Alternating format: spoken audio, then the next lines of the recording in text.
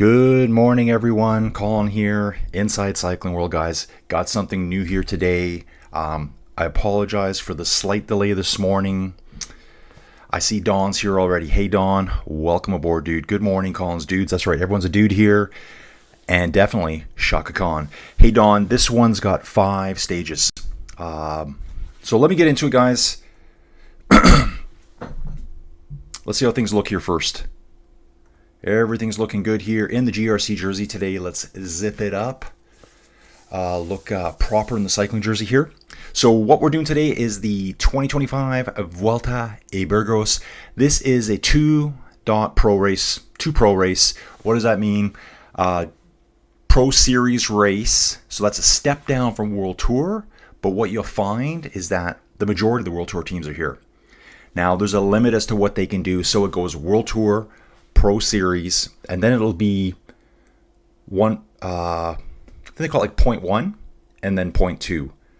So if you see a 1.1 race, that means it's a 1 day kind of 0.1 level, probably continental level. If it's a 1.2, it's a 1 day, 1 step down. I think it's actually what they consider non-professional. If you see a 1 pro, that means Pro Series teams. They're all got to be pro teams. There might be some continental teams there, and World Tour teams are allowed up to a certain percentage. Just going to see that everything's working good here, guys. Yep, things look okay. Let me jump in here. So, guys, we're on Pro Cycling Stats here. Just getting it figured out right now. You can see the race situation on board. There is a breakaway out front. We've got 6 riders in the break right now. I guess the big rider here would be Dries de Bont here. Dries de Bont for Decathlon AG2R Le Mondial. They now currently have a 3-minute lead over the peloton behind them. I think there's 132 riders in this race right now. And guys, what I'm working on here is I'm pretty much new to this. Okay, I'm just looking at my flow bikes over here too. So the video feed for me is coming on in less than an hour. I'll get to the whole story of this, guys. I need a sip of coffee here. Let's have a sip of coffee. And we're going to look at the detail profile here.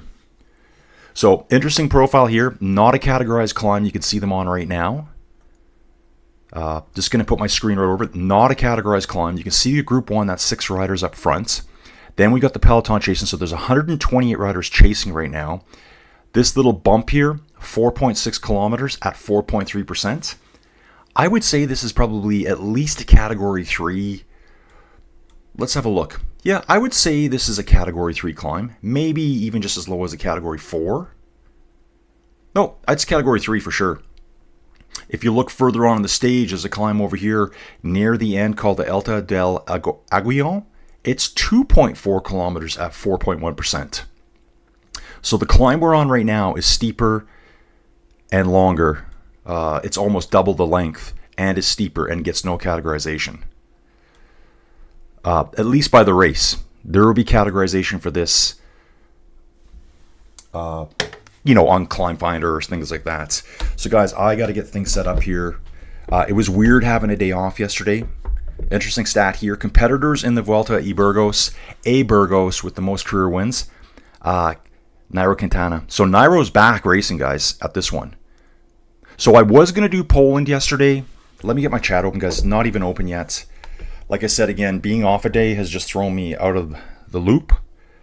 But let's get it, folks. Let's get it. I will open this up right now. So they're in the middle of doing this climb here. 4.6 kilometers at 4.3%. And I will open up my chat so I can hang out with Don here. Don, OG, supporter of the channel. Don, good to have you on board. Don's always probably, he's one of the very first people here every day. And here we go. Let's open that up. Turn the brightness down a little bit. Get the volume off. That's all off. And here we go, folks. Dudes, here we go. R. Stanley, we are Inside Cycling World. Exactly. Hey, R. Stanley from Oklahoma again, dudes. Okay, guys, so you can see I'm doing this differently today. Basically, before I was using the website, which provided me with a lot of data. from the Tour de France. I mean, biggest race in the world. They have the best data available. It really gave me some good tracking, map profiles, things like that. I don't have this for this race. So what I did with the kind contributions from all you guys out there, that's how I'm doing everything. I went and got myself a Pro Cycling Stats Pro account last night so I can follow along with the race. Now, if any of you dudes out there are good at using this website, I know there's a map mode. There's a map mode where we can look and just at least bubble chase for now. I don't have... what time is it? What time is it, guys? I don't have race feed until 7 a.m. my time. It's currently 11 after 6 in the morning. I am on Puppy Patrol too. So let's get this going, guys. Coffee time. Yeah, coffee time. Exactly, Dawn. There we go. Got a nice email from Robert yesterday too, just out of the blue in the morning. So great to hear from people out there. Yeah, Robert from... I actually don't know where Robert's from. Robert actually is a Bob. He told me that. So, Drew Schaefer's back again. Bonjour, buenos dias. Drew, nice to have you here. Good morning, dude, from Anthony. And Don, Nairo Quintana, stopped riding the Tour de France, but still does very well in other races. Yep. His supplemental usage. So, Flow Bikes is totally crapped out here. I'm actually watching Tour of Poland in the background too here. I think it's going to launch up again. Yeah, it's trying to launch. Flow Bikes coverage here is really bad right now. Arson, I picked up a 1994 Cannondale Killer V the other day for $50 off Marketplace. It's cleaning very well. So, dude, I got to imagine that a Cannondale Killer V is probably a mountain bike. That's my guess. I don't know for sure. And then I need to still get set up, guys. I need to see what you guys are looking at. Okay. So you're looking at my face. Still can't turn that screen brightness down. Try to turn this one down a little bit. Cool beans here. Yeah, so guys, this is how we're doing it. And again, I'm going to keep asking you guys. If anyone knows how to put... So I've got the profile mode on here. And there's tons of data here. There's so much data here. So I was set up to do Tour of Poland. I talked about it. Joey made me thumbnails for it. I think she made an announcement for it. Like, we kind of do that together at night. She's on her big chair. I'm on my big chair. In the living room with too many dogs in the house. Puppy's doing really good right now. So I had him outside early this morning.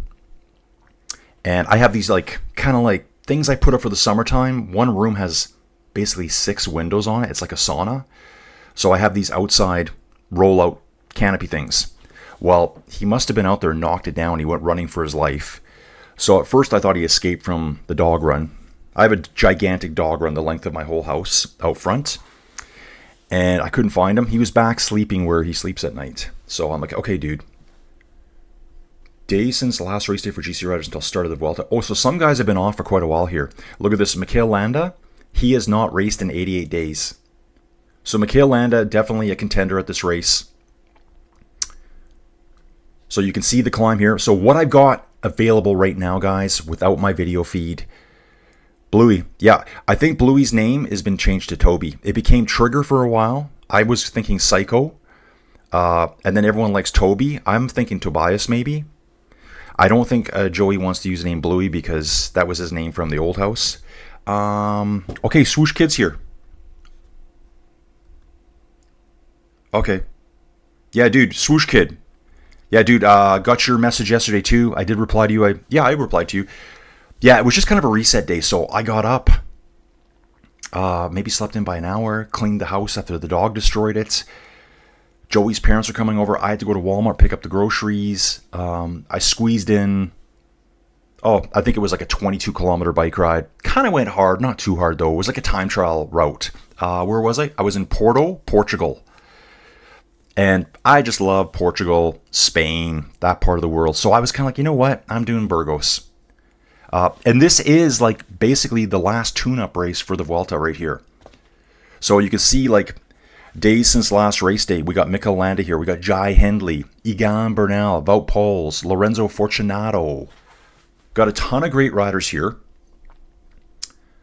So we've got the kind of like the less detailed look that's going to give us all the stats, how many kilometers to go, where are the leading groups. It's basically 2 groups right now. And so... Yes, Anthony, exactly. I can't find this race on Bike Terra either. So, guys, this is kind of going back to the way of where I was first doing Tour de France. This is unavailable on Bike Terra. I just think it's a lot of work for them to get all the data. So I'd love for them to get the data.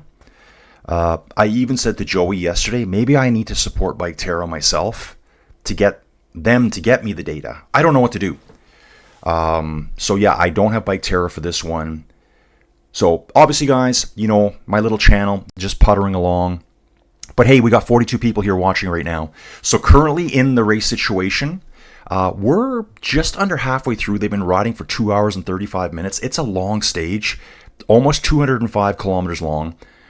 Quite a bit of climbing. This stage is actually ranked the third hardest out of the 5 stages. So it's just a, you know, obviously not a grand tour, more called like a weekly stage race with 5 stages, but there's some killer climbs on this one. What I can do is maybe I'll pull this one up over here, and we can look at some route profiles, I believe. The Vuelta y Burgos. Maybe we'll go to the 2025 profile here. So this is the stage we're on right now, and I can blow this. Well, you've already seen this, so we'll back out of this guy. This stage here at the end. This is a pretty tough stage right here. So this will be stage 5. Lagunas de Nela, that super commonly used climb in the area. It's an Ors category. So you can see on day 5, we got a category 3. It's uphill all the way to the category 3. We have a second category 3. There's lots of little lumps and bumps in between, no categorization. Sprint point, category 1 at, what does it look like? At 116 kilometers, we got a category 1. And then at 138, so 20 kilometers later, we're taking on an HC. And not very long, but steep. So it looks like 6.4 kilometers at 9% gradient. So I think with a lot of these Spanish climbs, you're going to see a lot steeper. You're not going to see, okay, maybe outside the Angleroo, it's not like the Alps where they're long. They're 25 kilometers long. They're shorter, but way steeper. The Angleroo is coming up this year at the Vuelta, so I'm excited about that. I think I told you guys over on PCS here. So here's our situation. So, hey guys, again, if any of you guys out there use Pro Cycling Stats, there is a map view where we can look top down and you can see the course outline. What I can do here too, there's tons of great stats here. So the rider this today with the most career wins is Nairo Quintana. Then we got Rui Costa, Wout Poels, Egan Bernal. I'd love to see Egan Bernal come back, like get back to the top levels. While we're here, let's see what Egan's been up to this year. So we can bounce into Egan Bernal's portals. Obviously, Ineos Grenadiers, who, what's that team going to be called next year? It doesn't even show his new jersey yet in this picture. So this is obviously an old jersey. He didn't compete at the Tour de France. He is 28 years old. You know, he won the Tour de France in 2019. That's 6 years ago, guys, when he was 22. So, I mean, look at him here. Look at his top results. And one accident kind of basically sent his career path a little sideways, let's just call it. What I want to show you first is here's the PCS ranking position per season. Look at 2019, 1,991 points. I don't know what the Tour paid for points then, but that would have been 1,300 UCI points. Then in 2020, he went downhill a little bit, but you can see he's finally back on form now, getting back on form. But yeah, his standings: 2019 GC Tour de France, 2021 won the Giro Italia, 2019 won Paris-Nice, 2019 won Tour de Suisse. So 2019 was really his year, right through there. Won multiple stages. This guy's still a beast. So probably a huge favorite for today. Yeah, I love the details on this. I actually really like the details. Now, if I had Bike Terra running too, guys, we'd be rocking it. You know what? After this, I hope maybe Matt will see it. I know Anslow's going on vacation, so the two-man crew is even more underpowered right now. But we like to run lean and mean here, don't we? Any relation to John? Let me just have a look here. Yeah, so Anthony, definitely not on Bike Terror. I know this one. I'm going to reach out to Matt today to see if I can get it. Like, what do we need to do to get it? Is it even possible? They get the data from the timesheets. How do they get those timesheets? I don't know. Wow, here's a cool stat. Check this out here. Again, so all these stats you're seeing here are going to be riders in this race. It's not talking about other riders. There have been a couple of things pop up. Nice little break still here, guys. They're still holding a 3-minute and 20-second gap over the peloton. So 6 riders out front. In that front group, the only World Tour team would be Dries de Bont, AG2R, Decathlon, the Mondial. We've got Carlos Garcia Pernia for Burgos BH. Javier Ibanez for Caja Rural. Euskadel Escudi rider Mikel Bizkarra. Then we got 2 riders from Ils Beliers, Juan Gomundi and, let's say, Pablo Gonzalez. I think this is their debut at this race, so I think this team here is a continental level team. Wonder if I can click on them. So if we look at, I guess this is going to be like a John. I think Ils Beliers is a continental level team, so they would have got an invite here. It is a continental team. You can see it up here at the top. Top right-hand corner says his team. Ils Beliers Arabe is a continental level team. So they would have got a wild card invite to this. So this is how these young guys work their way up to the rankings. You're going to see a lot of the races here. If you look at his stats, again, here's a perfect example of it. You've got a 1 means it's a 1-day race. A 2 means it's a stage race of any format, 2 days up to a Grand Tour. So you can see here he did a 1.1. Oh, he did the Circuito de Getxco. I think Swoosh Kid sent me the results on that. He didn't finish it. So that's a 1-day level 1 race. After that, you go to a pro race. Beyond that, you go to a World Tour race. All these riders could get invites to these races to ride with the World Tour guys. So not all the World Tour teams are here. At a pro level race, I think maybe 70% of the teams are allowed to be World Tour. I think at a 0.1 race, I think it's 50%. 0.2, I'm not sure. 0.2 race would be considered what they call non-professional for whatever reason. Yet there's professionals riding at them. They've changed this over the years, so but he's done a lot of 1.1s, a lot of single day races here. He did the Vuelta Aliento, I guess, Alentejo, Tour de la Loire de Cher, French race here, 3-day stage race there. Finished 74th at the Gran Premio Internacional. Looks like a Portuguese race, Andorra. So yeah, loads of stats. So this is like, I don't want to say low level, but you get my drift, right? It'd be like a junior hockey team playing with the NHL players. That's what we're talking about.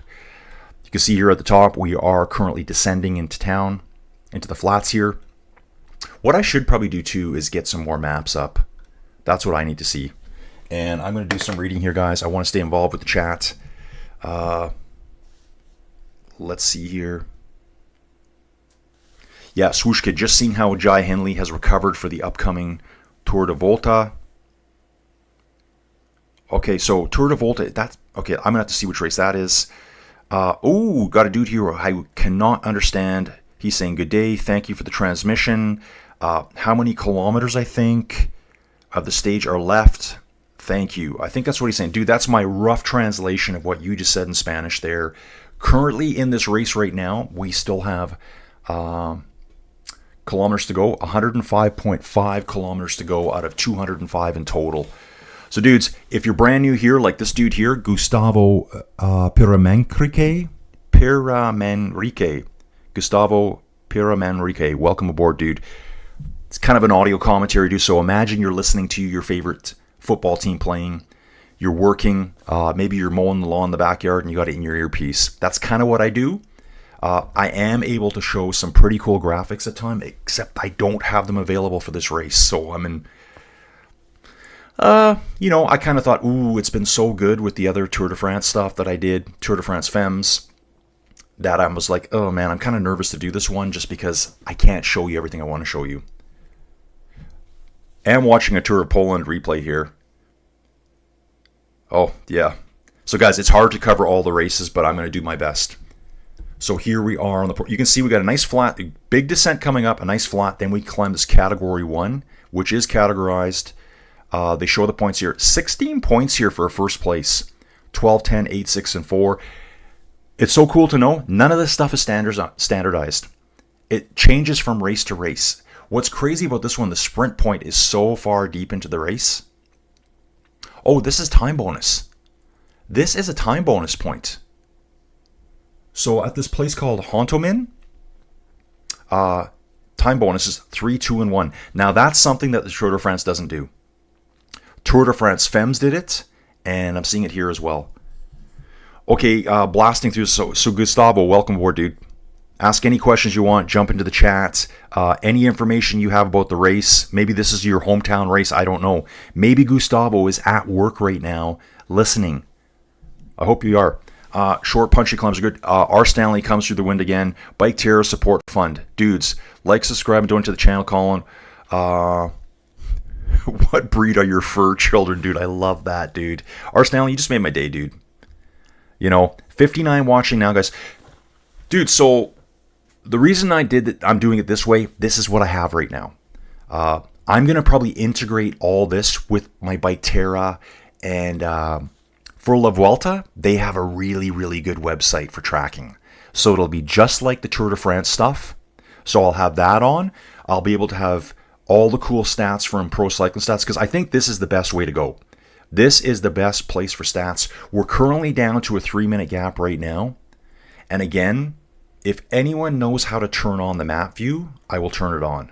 So I'm looking for some help here if any of you guys are in there. I just signed on to it last night, trying to figure out how to get this thing going. You know what? One day off, it was really weird, but also I missed streaming yesterday. So guys, I think I'm just going to stream every day. I'll find something to do every day. I don't care if there's 5 people watching. If there's cycling fans out there and they want to keep rolling forward, let's do it. So R. Stanley, thank you so much. Yeah, so I am going to contact Matt and say, dude, what do we got to do to get some more data for me? Like, what do we got to do? How can they support me? How can I support them? Maybe it's an hour's worth of Matt's time. I don't know. I have no idea how hard it's to get. Maybe it's impossible to get that data. But so again, if you're just jumping in, guys, I saw a Spanish duo. I don't want to say couple because I don't know if they are. So dude and a lady. They were doing the San Sebastian Classic. They did it just like this. They did it exactly like this. They were really animated. You think I'm high energy. They were like off the charts. The lady was very, very passionate about cycling, just like me. And yeah, they got good views. Like that's the only way I can judge interest in this. I'm seeing this is quite bright on my face, guys. I'm going to turn that down just a smidge here. I'm going to turn this one down. I don't really need this one on, do I? Get that all turned down. And I'm going to try to sit back a little bit from that main screen, see if this can help me out. Dawn saying here, my job calls it staying scrappy with our low number of staff. Yes. Oh, dude, let me just, I'm sorry. I don't have live chat on. I've just got top chat. I'm going to just scroll back through and make sure I haven't missed anyone. So we talked to Gustavo here. R. Stanley always supports me. Thank you so much, dude. Is Nairo still riding with... Well, that's something I need to find out for you guys. So what I can do here... All stage profiles, stages profiles, Vuelta y Burgos. There must be a way for me to get to the teams. Here's Nairo Quintana. Nairo Quintana still rides for Movistar, if you can believe that. So how long has he been there? Well, he left for a while and he's back, guys. So you should be able to see Nairo's profile right now. Yeah, you can. And I know I'm a little bit too big in that thing, but I'm just going to go with it for now, guys. So here's Nairo Quintana. Check this out. So he was riding with Continental level teams in 2009. Then 2010, still Continental. 2011 looks like it went to a Pro Continental. So it must have been like a hybrid team, or they just changed the classification of the names. Then he went World Tour with Movistar for, looks like 7 years. 8 years. Then he dropped down to a pro team, Team Arkea Samsic. I think that was with Warren Barguil was there back then. So for 3 years, he went to a pro level team. and then Movistar's got him back on. So let's just check out the start list here, guys. I want to show you all. Yeah, why don't we go through the start list right now? So again, 5 stages. This is the 47th Vuelta a Burgos. It started in, I think, in 1946. It ran for 2 years, and then nothing happened. Now it's back. Obviously it's been back since the 80s. But let's take a look at Movistar. So on Movistar, I guess for their team leader right now, they're saying it's Quintana. UAE. This is why I'm here. This is why I'm here right now. Isaac Del Toro's here for UAE Team Emirates XRG. He's got support here. Rui Oliveira. Red Bull's here. Let's take a look at Red Bull. Nico Danz is here. Jai Hindley. So Jai Hindley is probably the team leader for Red Bull. Bora Hansgrohe here. 7 rider races. 7 or 8. So this looks like it might be limited to 7 riders. Movistar is not showing a full team here. They're showing 6 riders. Ineos Grenadiers, again, this is another reason I'm here, is Egan Bernal's in the mix. So I haven't seen him race forever. Omar Fry, Jonathan Castroviejo, big names here, guys. Big names. Some of them are from the past, but still big names. EF Education Easy Post. I'm tempted to say Oatly, but that's the women's tours. Esteban Chavez is here. Rui Costa's back in the mix. Damiana Caruso for Bahrain Victorious. Let me know who your favorite riders is, guys. Lidl Trek's here. Ooh, look at this. Lidl Trek. Giulio Ciccone just won the San Sebastian Classic. Was that Saturday or Sunday? Tim de Klerk's here. Tim de Klerk, he's done. He's retiring at the end of the season. So the big diesel, Tim de Klerk, is here. I can't wait to see him on screen. Grimacing. Carlos Verona's here. XDS Stana. Lorenzo Fortunato will be their team leader. Wout Poels. Super Domestique. Soudal Quickstep. Mikel Landa's there. This is not a Remco race. Mikel Landa's here, guys. AG2R. Decathlon. Then, so that's our World Tour team. So as you can see here, we have 2, 4, 6, 8, 10 World Tour teams. So I think at this level of race, we're allowed up to 70% of the teams can be World Tour teams. So some of these races you see that are like a 0.1 race or a pro race, there's going to be a lot of pros at them. Then we get into the pro teams. Uno X Mobility, how good did they do at the Tour de France? 6th place overall for one of the riders, pro level team. Guess what, guys? I bet you next year, 2026, they will get a World Tour license. And that was their mission, to be the first Norwegian World Tour team. Oh yeah, the dogs. Sorry guys, the dogs. Yeah, so Nairo is still there. Don says he watched my Ghost Town episode yesterday from June 20th. Very cool. Yeah, Don, I just did that on a whim one day. I have a really, really good camera now, guys. It's the kind of camera you can use it for cycling. You can clip it on your backpack. You can put it on the dash of your car. It's all 4K, super stabilization.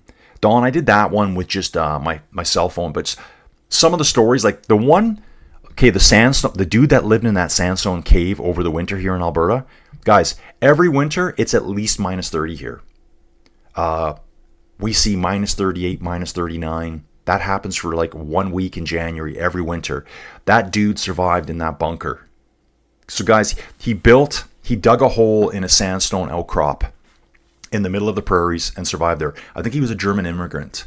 So right through this area where I live was one of the 3 major routes of all the people like that were immigrating into Western Canada. It's not old for Europeans, but it's super old over here. There's a little town nearby. I bike past it all the time when I cycle outside. It's called Neapolis. It was one of the major thoroughfares. It used to have a hotel there. If you saw it now, you'd be like, why would anyone even live here? I mean, it's not that bad. It's just acreages now. Okay, so for dogs, let's have dog talk. So inside the house, I have Hazel, who would be considered, she would have been a sled dog, but we made her a pet. So she's mostly German, short-haired pointer, some greyhound, some Alaskan husky, designed for like all-out sprinting. Not greyhound sprinting. Greyhounds are good for about 400 meters and they're done. the kind of dogs I ran would run anywhere from 4 miles to 20 miles straight, like pretty much all out.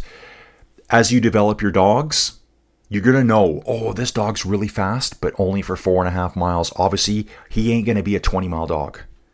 The 20-mile dogs are still really fast. They'll run 20 miles. Okay, the top teams in the world will run 20 miles in like under 1 hour or right on an hour. Guys, if you know horses, if you know dogs, that's absolutely amazing. The horses can't run 20 miles in an hour. But there's teams of dogs up in Alaska at the Fairbanks, Fur Rondy, and the Anchorage. I forget what they call that one. I think it's the Open North American Unlimited. They race it right through Anchorage and out into the countryside. They were running at over 20 miles an hour for an hour straight. So we got Hazel. Okay, guys, I just want to get back to the race itself. Give it a quick refresh. Make sure I know where we're at. So, guys, you can see right now we're on the flat section. We're still descending, and we still have a 3-minute lead. Why don't we take a look at some of these continental level riders? I mean, man, I would love for these guys to see my video. What do you guys think? Joan. To me, that's Joan. He's obviously not Joan. He's probably John. So John Gamundi here, Îles Baleares. It's been years since we've seen Îles Baleares, the Balearic Islands. I think that's Minorca, and what's the other one? Ibiza, maybe? They used to have a World Tour team. I don't think they called it World Tour back then. Who was the guy? Yeah, against Floyd, Oscar Pereiro.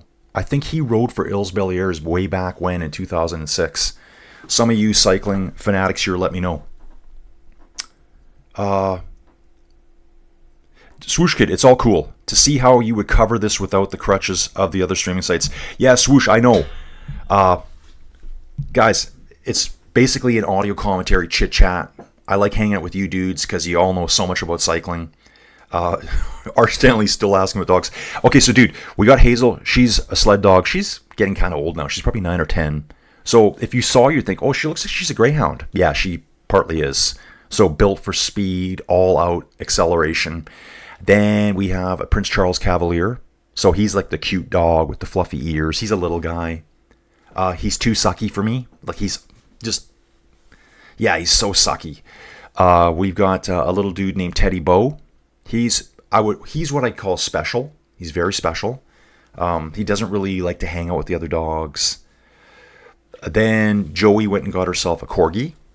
So it's the dark colored corgi. She's like a little tank. Lots of attitude. And then we went and got our like legitimately rescue dog. I don't think he's been let out of his cage since he was about 8 weeks old. You can just tell. So now he's just rocking it here. He's running around on the grass with me. He gets to sleep loose at night. So I'm back to sleeping on the couch with him. And I'm taking a big risk today because my streaming room is wide open to him. I've got cameras in front of me. I've got cords everywhere. If he comes in here and you see the camera starting to go sideways, you'll know why. So yeah, he's my favorite little dog right now. He's a blue heeler, Australian Shepherd mix. I don't know what percentage is. There might be something else in there. He reminds me of a little sled dog. That's what he reminds me of. He's got beautiful ears. Okay, so we're going to bounce out of here, guys. I know I'm hanging out too long here. I keep forgetting that you can't see the map right now. So yeah, I'll talk with the Bike Terror guys. How can I get more race details? Ooh, check this out here. The earliest participation in Vuelta a Burgos for competitors, today's competitors, was way back in 2008 by Jonathan Castroviejo. That's insane. So what is that? 17 years ago. This guy would have been, I think, 20 years old. Let's take a look at him right now. I think he was with the Grenadiers. Yeah, he was with the Grenadiers. He still is with the Grenadiers. So Movistar. So way back when, Continental team. Then he went to Euskaltel Euskadi, who was World Tour back then. I didn't know that. Movistar for quite a few years. Team Sky, that's where I remember him from. Team Sky. I think he was huge in one of those wins. That would have been, okay guys, 2018. That would have been Geraint Thomas, I think. So G. Thomas would have been that year, and I bet you this guy was there for that. Pretty sure. Then it became Team Ineos, and now it's Ineos Grenadiers. And he will be retiring at the very end of this year, so this is one of his last few races. Wow. And he has had a busy year. He did the Giro, finished 61st overall at the Giro. Yeah, you can see here too, look at his PCS ranking on the far right-hand side. Look at the points here. He had a really strong 15, 16, 17, 18. That would have been, well, he left Movistar. Sky probably saw him. We need him to help our climbers. They brought him across. And of course, that's going to help him out too, being with that strong team. Oh, perfect here. This is awesome timing here now from Pro Cycling Stats. The fight for the World Tour licenses. Remember, there's only 18 teams that ever get a World Tour license. That's it. I need to check timing here, guys, just to see when I get my video stream. Okay, I'm still 20 minutes away, I think, from my video stream. So let me do this here. Escape out of that. And I still have Tour of Poland on in the background. And it is saying now... Okay, it's saying Vuelta Burgos is live, but I bet you it's just the preliminary stuff. Yeah, it's just warming up. Okay, so you can see here. Take a look on the left-hand side of the screen. It's showing you 15th through 22nd place. Right now, Team Jayco World Tour. Uno X Mobility is very close. They're in 20th. Cofidis is a World Tour team. They're currently outside. Let's just take a look at the full rankings. So obviously, guys, you look at this, you can see UAE, Taddy wins things all the time. Their first team, Visma, Lisa Bike, second, Lidl. Now you can see who the strong teams are. Lotto here, 12th place. They're down 3 positions from last year, but they're a pro-level team. So they're doing quite well, actually. Lotto's doing well. So that's a pro-level team hanging right up there with, like, say, the top third of the World Tour teams. Then we got Israel Premier Tech. So those 2 teams will be promoted to World Tour if things keep going this way. 2 teams that are going to be out the back. Intermarché is going to be struggling. But right now, we already have Arkea B&B Hotels and Cofidis way down low. So they're going to end up probably losing their World Tour license. And it will go to Lotto here. I thought Uno X was right up there too. They're very close. They could get in there. They need some more good seasonal results here. And well, I'll jump back again here too. So these are all the World Tour teams, and then the Pro Series teams. There's quite a few, and they're here at this race. So we have Burgos BH. We have Ka Rural here. I think we have Q36.5 as well. Why don't we see who they are? I'll figure out how many it is. Here we go back to this start list here. Hughes Q36.5. I noticed a Canadian yesterday. Nicholas Zukowski. Damien Howson. You're going to see a lot of names you're going to know from the past, like Two-Door Pro Cycling Team. Here's Larry Warboss. Is in the mix. Come back here now, and we're still in that flat section in between. Still with a 3-minute lead at this point. Yeah, Visma's here. Visma is here, dude.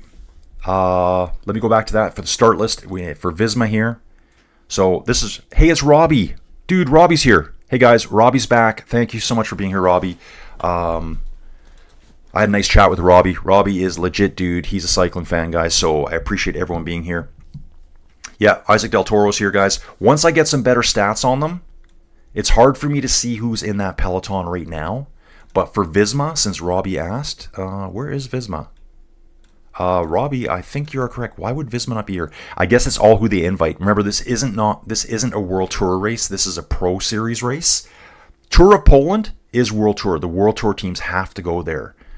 So this was not a race that they had to come to. So yeah, you're correct. No Visma here. I think I said before there's 10. Yeah, there's 10 World Tour teams here. Then there's 8. There's 8 Pro Series team and 1 Continental level team. So they would have been like a wild card invite. I love seeing Euskadi here. So yeah, Robbie, 100% correct, dude. Thank you very much.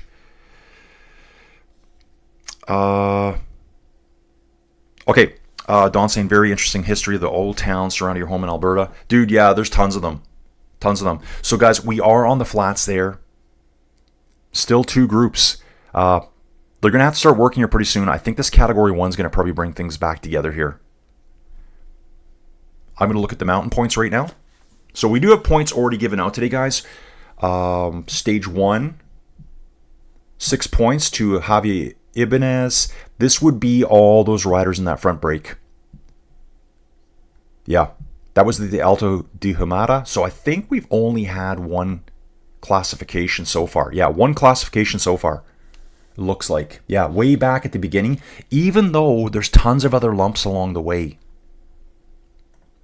I'm wondering if you guys can see that. I need to get a pointer on my screen, don't I? That's what I need to do. I need a pointer on the screen. You guys can't see it. But there's a Category 3 back here. There's the points right there. Ibanez, Gamundi, Garcia Pernia, and Gonzalez. That would have been out of the 6-rider break. I didn't get on early enough this morning to see the break. This race actually started at 3:47 a.m. for me. With the live feed only coming on at 7.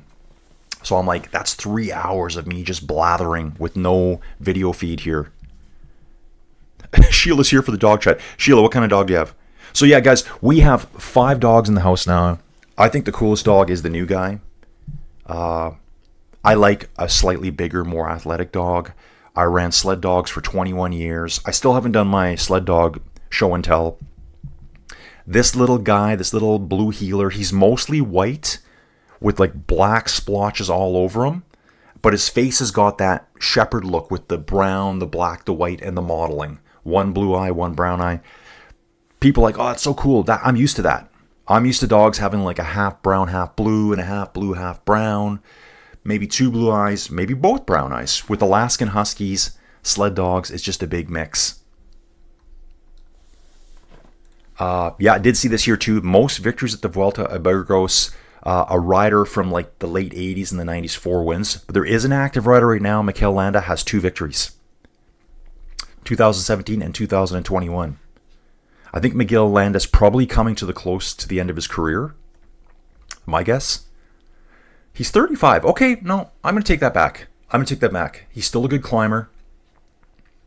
Ooh, that's right. He crashed out of the Giro, didn't he? Mikel Landa did crash out of the Giro this year, first stage. So this will be his first race back.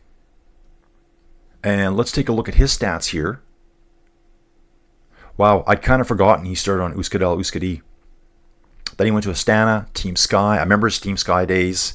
Movistar, Bahrain McLaren, then became victorious, Soudal Quickstep.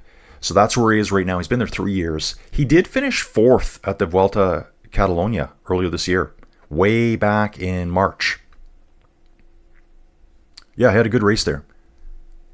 4th place overall there. I wonder if I click on this here. Again, guys, this is all just a learning process for me here right now. So the 2025 104th, wow. Vuelta Catalonia here. Mikel Landa got 4th overall behind Enric Mas, Juan Ayuso, UAE Rising Star, and Primoz. So wow, yeah, stats-wise, great. I just got to figure out how I'm going to show this stuff to you guys better. I'm going to catch up with the chat, guys. Yeah, so Robbie, dude, thanks for dropping in, man. Really appreciate it, dude. Yeah, Dawn, there's some cool stuff. My favorite story about that, and I found a few people find that video. So the guy that lived in the sandstone cave, and there was 2 different dudes that lived there. You can't get to it now because it's in the middle of a farmer's field, but the door is still there, and the cave is still down below. But the other place, it's now called Sterlingville. It's just a few miles from my house. I've ridden past it a million times on my bike. When I looked it up online, though, it gave me another name, Siebertville. And I'm like, Siebert? Sounds German to me. And in Canada, we changed a lot of the German town names to English-sounding names just because the war. Then I looked it up. I looked through some obituaries, guys. And it was actually really easy to do. They talked about Siebertville. His name was Siebert. The town, he was kind of like the unofficial mayor. And dude, there's like nothing there now. There's like 2 houses there. Back then, it was a thriving little town. They take the rail lines out and everything disappears. Still a 3-minute gap at the moment. I'd love to see more of the peloton here. Again, guys, this is just me not knowing how to... Let's take a look at this here. What does this tell me? Okay, so this is the riders in the break right now. We got 6 riders in the break. Let's call this Collins. I'm going to learn how to use Pro Cycling Stats on the fly. But I need a map. Maybe Robbie knows. Robbie, do you know how to set a map mode up on here? And I'm going to keep moving on. Sheila's here for Dog Talk. Sheila, what kind of dog do you have? Everyone let me know what kind of dog you have. Visma is celebrating their yellow jersey victory from the Tour de France Femmes avec Zwift. Robbie here. Great to hear Groenewegen going to Unibet from Jayco up the Rockets. Dude, I'm so excited to see them. They're at this race. So guys, they are at this race, aren't they? Okay, maybe it's another race I was thinking about. I've just seen, I don't really know them that well, so they're not at this race, sorry. Maybe it's another race that's coming up real quick. I saw the start list and I'm like, I want to follow that one too. So again, guys, when we get Bike Terra going again, you know how great Bike Terra is, right? So I got to work on that. But yeah, Unibet, that's Team Tiatima Unibet. So I think the guy's last name is Tiatima. He was a racer. And actually, I think when he first got the team going, he was still racing. So number of stages this year with an uphill finish. We got 3 stages with an uphill finish out of the 5. This is a tough little race, guys. I think it's pretty highly regarded amongst the peloton. And we're going to be spending the next 3 weeks, starting August 23rd, in this same area. I will be doing a preview show for that. I'm going to do it live. So it's going to be just everyone just pile into the chat. Talk about whatever you want. 70 people live right now, guys. Love it. If you're brand new here, I see Oregon Bob here. I think Oregon Bob might be brand new. Yeah. Morning cycling fans. Hey, Oregon Bob, where are you from, dude? Obviously, Oregon. Let us know what city. Dawn saying good morning. Oh, Sheila had a chocolate lab. I'm sorry about the Sheila. Sounds like the chocolate lab has gone into doggy heaven. Yeah, guys. So Dawn is cheering for Toby. Yeah, I think it was Addison. So the family was over yesterday. Another reason why I couldn't stream, guys, I had so much to do. My cycling is terrible right now. My friend rode the Vaughan 2 this morning. Well, we're going to do the Tourmalet. He goes, can you make it? I'm a dude, I can't. Right here, boom, it says right here, there are 10 UCI World Tour teams, 8 UCI Pro teams, and 1 Conti team. I love this, guys. I love the fact that we've got the continental level team mixed in with these guys. And that all changes. Some of these pro teams, they might get up to World Tour team status. In my opinion, Equipo Kern Pharma has taken over the Euskadi as the second Spanish team, of course, under Movistar. Okay, we'll see what happens there. I will go take a look at the list. Let me just catch up, dude. Toby. I'm going Toby, Tobias, something like that. Mikel Landa's adding some star power to increase attention to this ride. Dawn, the one town I used to live in was an old mining town, Sterling. Mine was one of the towns nearby. Is named Stockholm. Sounds Germanic. Oregon Bob saw interesting Roadman podcast about how much energy riders save behind motors. Also saw an interview from Pauline Ferran-Perot about how carefully she managed her weight loss and admitted it's not healthy. Yeah, dude, she looks so skinny. There was a picture yesterday. I think it was from TNT with Matt Stevens. Is it Matt Stevens? Yeah, Matt Stevens. I think he goes by the real Stevens. Guys, just getting ready to start this climb here. I'll tell you how many points are available for this one. Top of this guy, there's 16 points, I believe.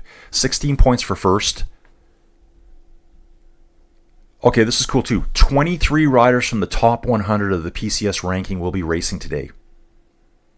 So there's a good chunk of the top 100 ranked riders at this race. So this isn't no second class race, guys. And take a look at this, guys. We have Carlos Garcia Prena off the front. He's got a 30-second gap. So obviously he went. This is the data as I get it. So he's already gone. Now is when we need to turn Bike Terra on. So we've got Garcia Prena up front, 30-second gap back to the other 5 riders. It looks like we have a third group now. Riders are smashing it now, attacking, trying to get their positions ready before they go up this climb. You know, this could be the make or break point for this race today, because after this, it's just generally rolly.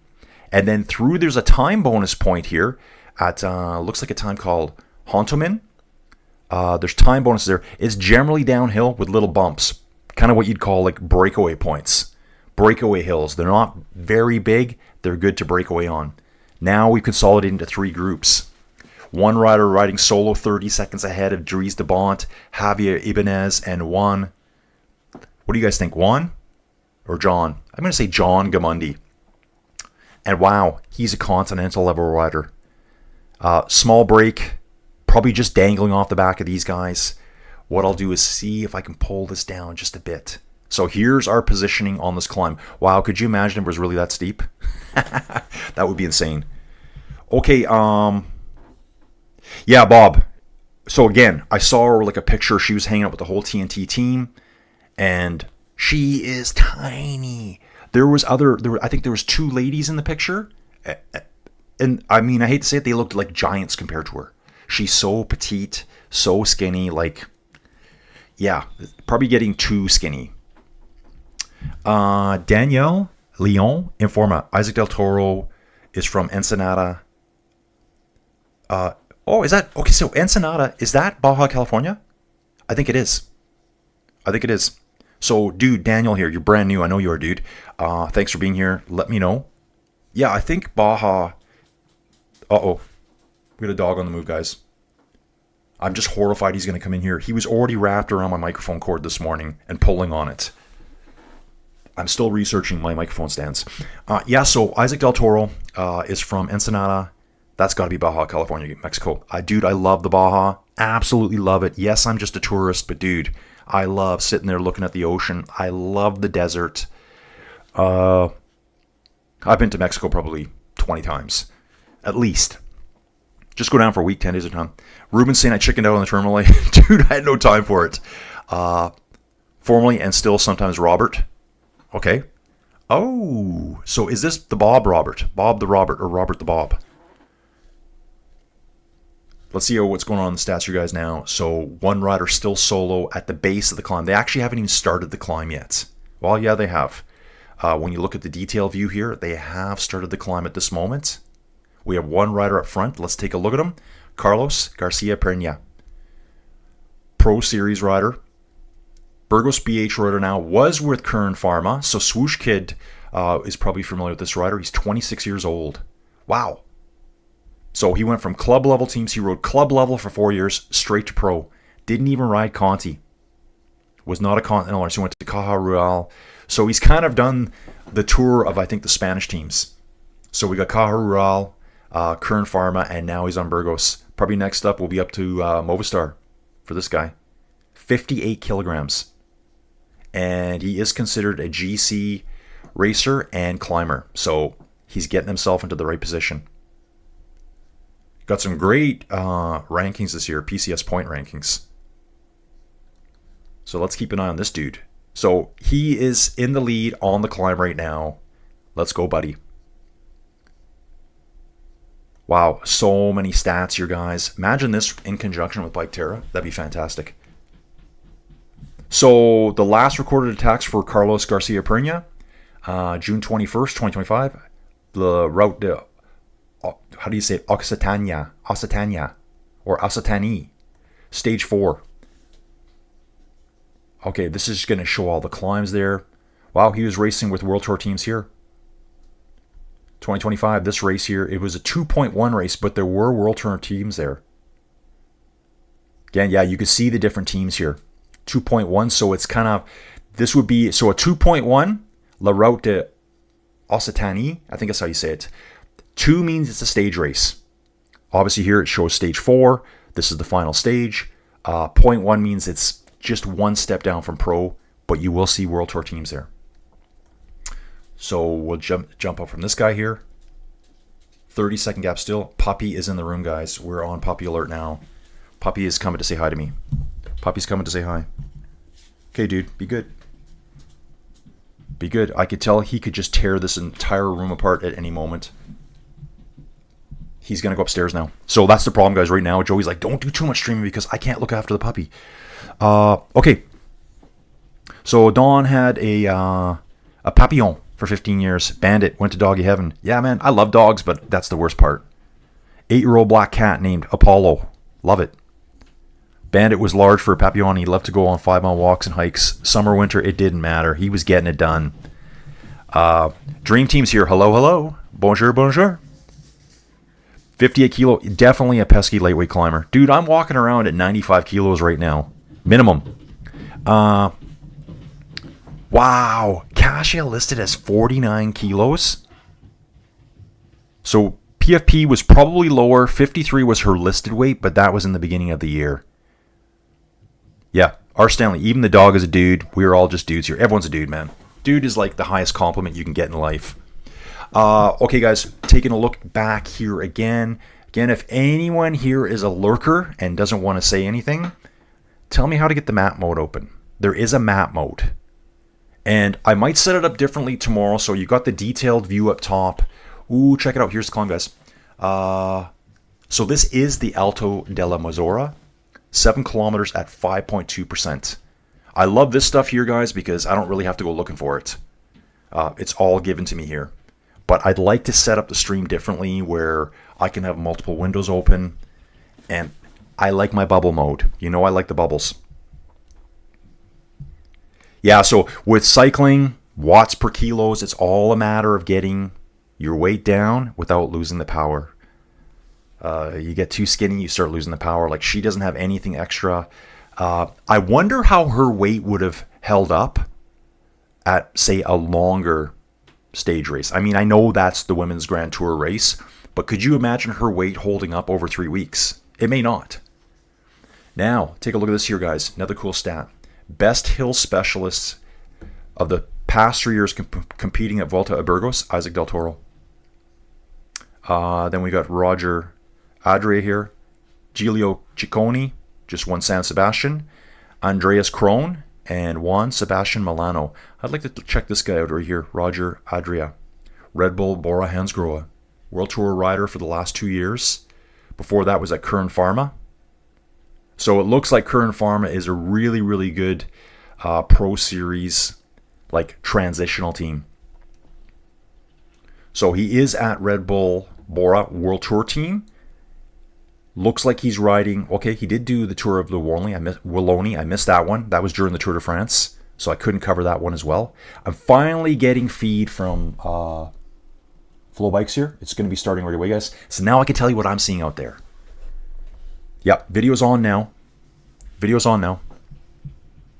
Guys, I'm going to do a... I don't need a coffee. I don't need a nature break. I just want to make sure that puppy is okay with Joey.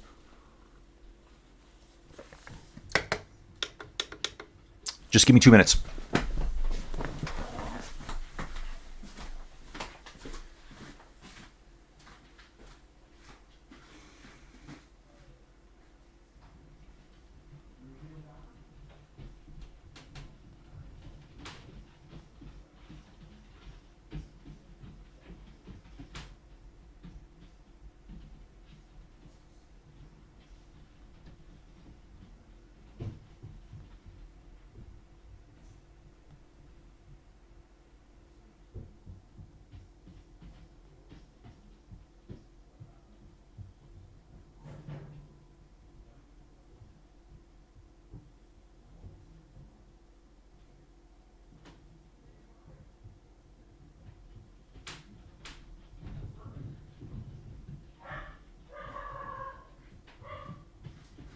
You should get the chat.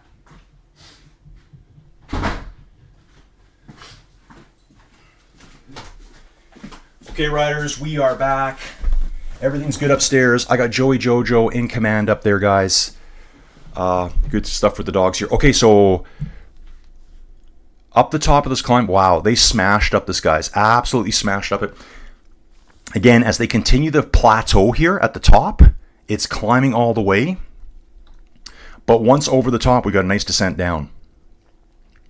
So Isaac Del Toro, he's going to be back in the peloton in Group 3 on the road.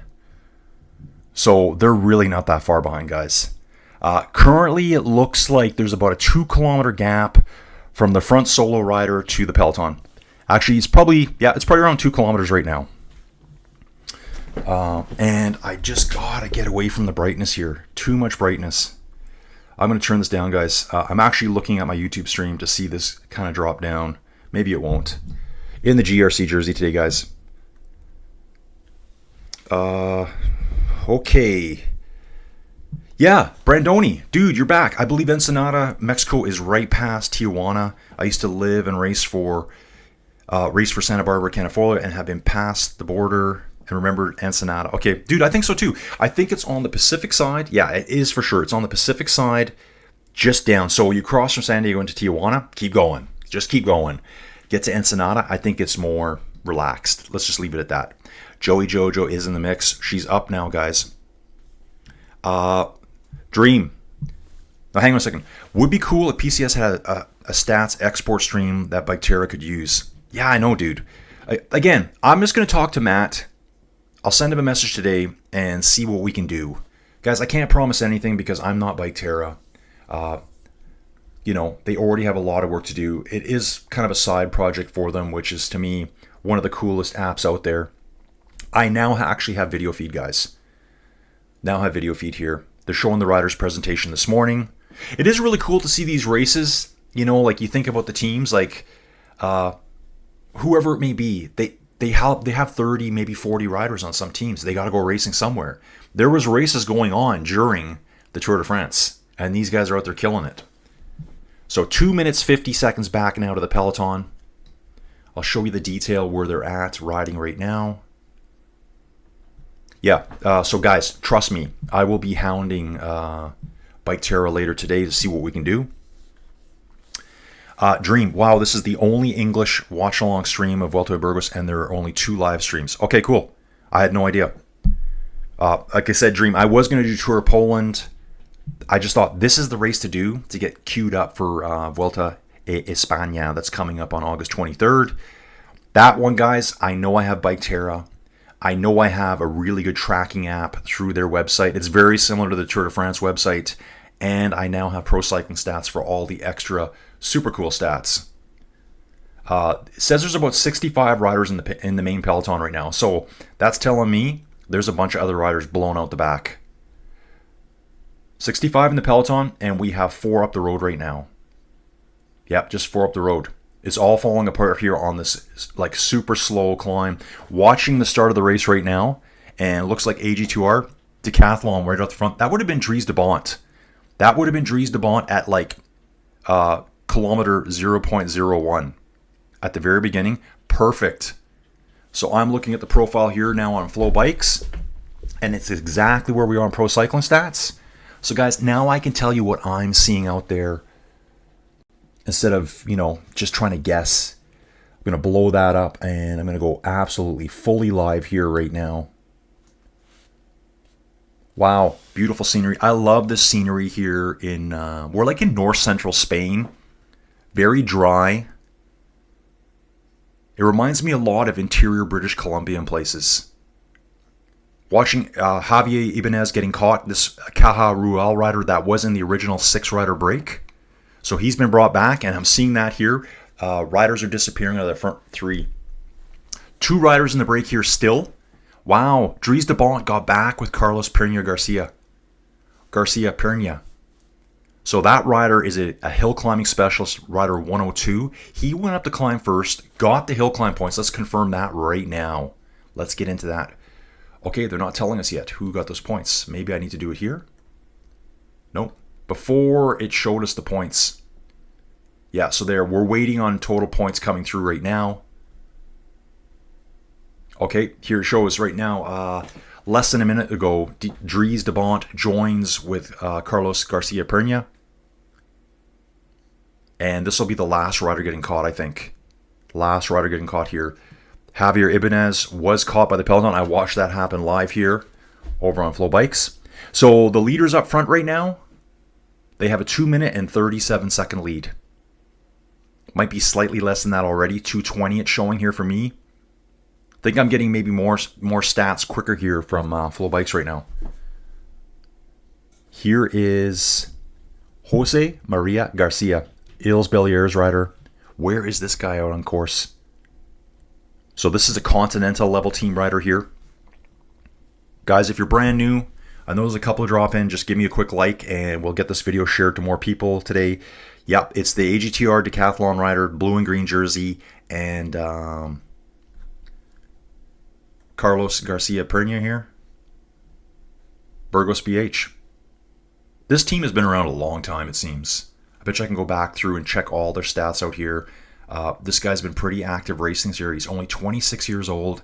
And like I said before, he went straight from club racing to Pro Series team.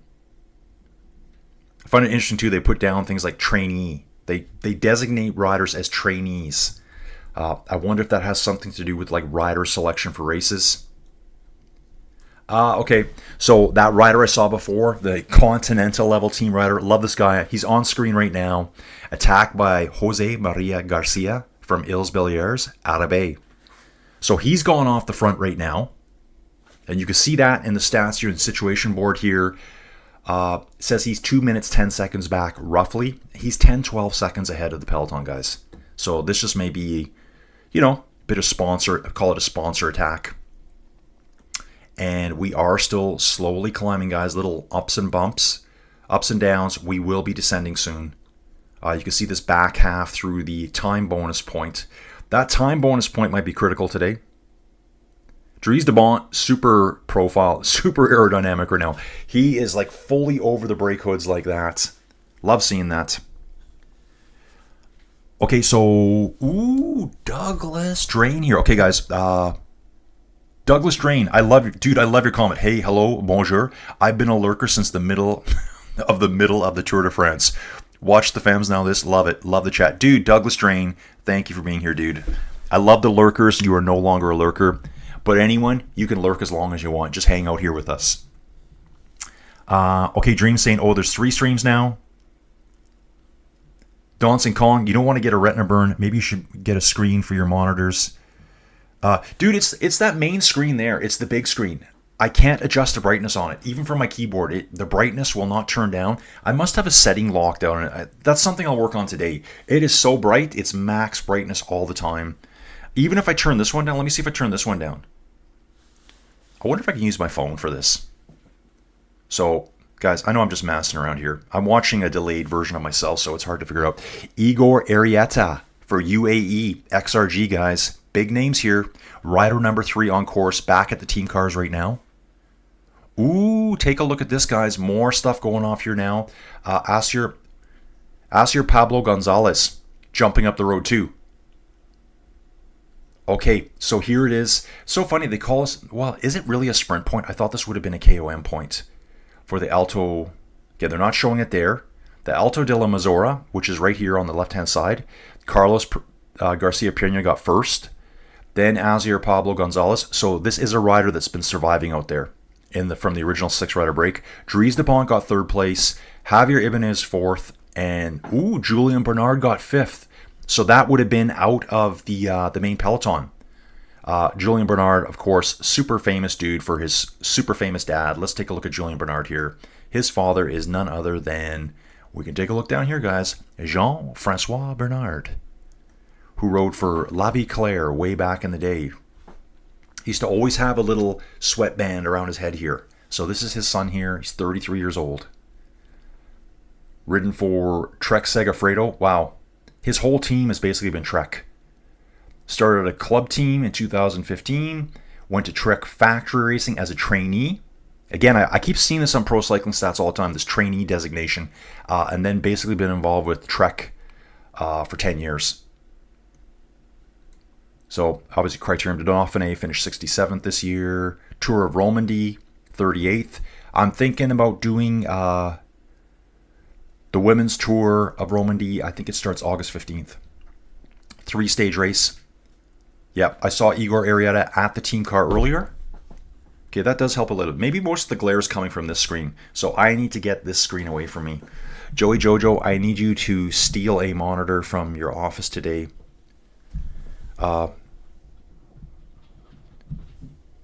Yeah, Sheila St. Colin could rock some cycling shades for the glare. Dude, I'm telling you.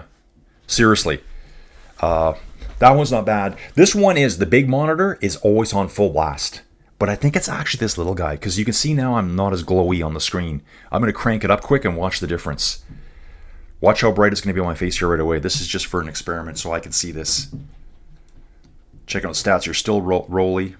And I'm going to have a sip of coffee as I watch this. Yep, here I'm talking about. Wait, look at my hand. Yeah, you can see it on my hand. That's insane. Watch the washout now, the full whiteout effect here. There you go. So it's this little screen, guys. This is what's doing it. So I got to dumb down that screen a little bit, and you know what I need? I need a little tablet. Oh, I've got just enough coffee this morning, guys. 64 watching now, guys. I'll do every stage, and I'll probably start a little bit earlier tomorrow. I wasn't sure when to start today. Watching the front of the peloton here. Looks like, let me come back here, guys. We're going to come back here. I'm thinking that's Bahrain Victorious. Are they here? Yeah, Bahrain Victorious is here. Damiano Caruso. Yeah, looks like some Bahrain riders on the front. We're kind of like on a nice, super well paved, 2-lane highway, very broad in places. Got the wind farms in the background here, so obviously there could be some crosswind action at some point. We even get weather here, guys. We get weather. So again, I'm going to find this all out. Not one crash today, which is really good. Back to the live stats here. So up front, 2 riders. 54 seconds back, we've got Azir Pablo Gonzalez. And again, let's take a look at this dude only because he's a Conti rider. I know we don't call it Conti anymore, but he is a Continental team rider. This guy's 25 years old. He's gone from... Man, he hasn't been riding that long. Or he's only made the jump from club level to Conti very soon. Like, I mean, he's 25 years old. He's only been riding on teams for 3 years, so maybe he came really late to cycling. This guy's sitting 3rd overall right now. And he's got some KOM points this year earlier. He did compete at that one-day race just a few days ago that I think Isaac Del Toro won. It's going to be super hard for me to say that. The Circuito de Getco, I'm pretty sure Isaac Del Toro won that. And that was just a few days ago. Isaac Del Toro did win that. With his teammate, Juan Ayuso, in 2nd place. Juan Ayuso will be getting tuned up for the Vuelta later this month. So guys, again, these riders from some of these Conti teams are up there fighting with the big guys. Lidl Trek's here, Movistar's here, Cofidis is here, UAE is here. It's not just the World Tour teams against the World Tour teams. They're with other dudes that are like right there. So let's get back here. Here's our detailed stats again. Jose Maria Garcia, another Continental level rider. He was in that original break. Pretty sure he was in the original break today. So yeah, these Continental level guys are showing... Man, you can imagine what it's like being on a little team. Okay, now looking at the camera here, we got an AG2R rider on the front, decathlon rider, and I think it's the Red Bull riders there too. I'm going to turn this over here. This won't cause too much glare. Turn that down. I'm going to skip out of that quickly. Get back here. Try to push that back a bit, guys. This all has to do with me having old eyes. So I need this on a bigger monitor further from me. Jose Maria Garcia has been caught by the peloton. That was the Illes Belair's Arabea rider. So small attacks going off the front. It says he's been caught. Yeah, he's disappeared now. So he's been just pulled back. String of riders at the front right now. There's like 7-8 riders in a long line at the front of the peloton. I can see one lone rider up the road. Is that a rider? That could be a fan. If it's a rider up the front of the road, he will be caught right away. It's basically he's riding on the shoulder of the road. Yeah, it is a rider up the road. He's just waiting to be brought back. This is probably Azir Pablo Gonzalez. It is. Azir Pablo Gonzalez is going to get absorbed back into the peloton right away. Let's watch for that to be highlighted here, guys, so you can tell I'm actually watching this thing. Okay. Okay, yeah, Dawn, anti-glare TV protector for your monitor, not expensive, will make a huge difference. Dude, okay, good stuff. I'll put that on the list of things I'm buying here. The new arm. This one's too... It moves the whole table around. It's not smooth enough for me. Looks like Ayuso and Del Toro will work well together. Absolutely. So we might see them later in the race. That final climb of the day, too, guys, is brutal. It's a tough little climb. Those averages there don't show it well. So let's take a look at the virtual classifications right now. 18 points today for Carlos Garcia Pena. He's the dude that went up that Category 1 first. We've got Javier Ibanez, Azir Pablo Gonzalez. These are all the riders that are just getting caught right now. Dries de Bont is still out front. Julian Bernard, and so I think Gamundi was in that first group, and then Julian Bernard must have been the best of the rest. So it was 6 riders. They were getting pulled back on the climb. Julian Bernard would have jumped out of the peloton to catch points. So for him to come out of the peloton like that, maybe he's got some intentions towards the KOM jersey. Does anyone know what the GC leader rides? Where's it this race? I'm not even sure. I'm going to guess it's a purple jersey because that seems to be their color, is the purple. And I will give you a little preview here. Ooh, we're almost getting one more little kick here. And I'll let you know what this looks like from... okay, it's Soudal that was pulling. Okay, so I kind of had very far camera views here, guys. Ooh, it is really stretched right here. 80k an hour downhill right now. And it's just every rider holding on at the back. Peloton probably stretched out over 200 meters right now. Wow, this area looks really rugged. It's the kind of the landscape probably be best for just grazing cattle on. You're not growing much in these fields. Maybe a little bit in areas, but probably a lot of cattle grazing. That's what we'd use it for. Just let the cattle roam around, eat grass. So it's Soudal that was pulling on the front. Yeah, okay, I can see Soudal now. Bahrain Victorious is there too. That is definitely Bahrain Victorious on the front. We've got Garcia Pena here at the front again. Getting a bottle from the team car. Not sticky. Nice clean bottle take. Riding with the decathlon rider, Dries de Bont. Dries de Bont, a Belgian rider. Yeah. Current speed of the peloton 67. I saw over 80 there quickly. Swoosh Could viewing from north of Canada. Dude, where are you viewing from? How about in the tour, there was a dude that was watching on his flight from Dubai to London at 30,000 feet, watching my little channel. Unbelievable, guys. Unbelievable. 51 in the mix right now, and I know this is the hard OG crew here right now, guys. I think this will grow every day again. People are going to be looking for Vuelta a Burgos, and they're going to find it. It's probably mostly a race that a lot of Spanish people love, because it's kind of like one of their home races. They're going to find this and go, well, dude, you're not speaking Spanish. Sorry, guys, I try. If you wait till later, you can watch the replay with captions on. So the captions, someone brought it up, this would be good if you had closed captions. Because it's a live stream, they won't appear live. They get put on later. Down to 2 riders in the front group, guys, Dries de Bont and Carlos Garcia Pena. Carlos Garcia Pena is a climbing specialist. We still have 2 categorized climbs left. Category 3, that's only 12. Wow, it's only about 13 kilometers to the finish, maybe 15 kilometers to the finish, 2.4 kilometers at 4.1%, and then we have the final climb into Burgos itself. I'm going to see where that stage profile is here, guys. I think if I come back here, Vuelta a Burgos, I can go to the stages themselves. Stages, no, we don't want that. Just bear with me, guys. Again, this is, a complete learning process for me on this platform. End of today.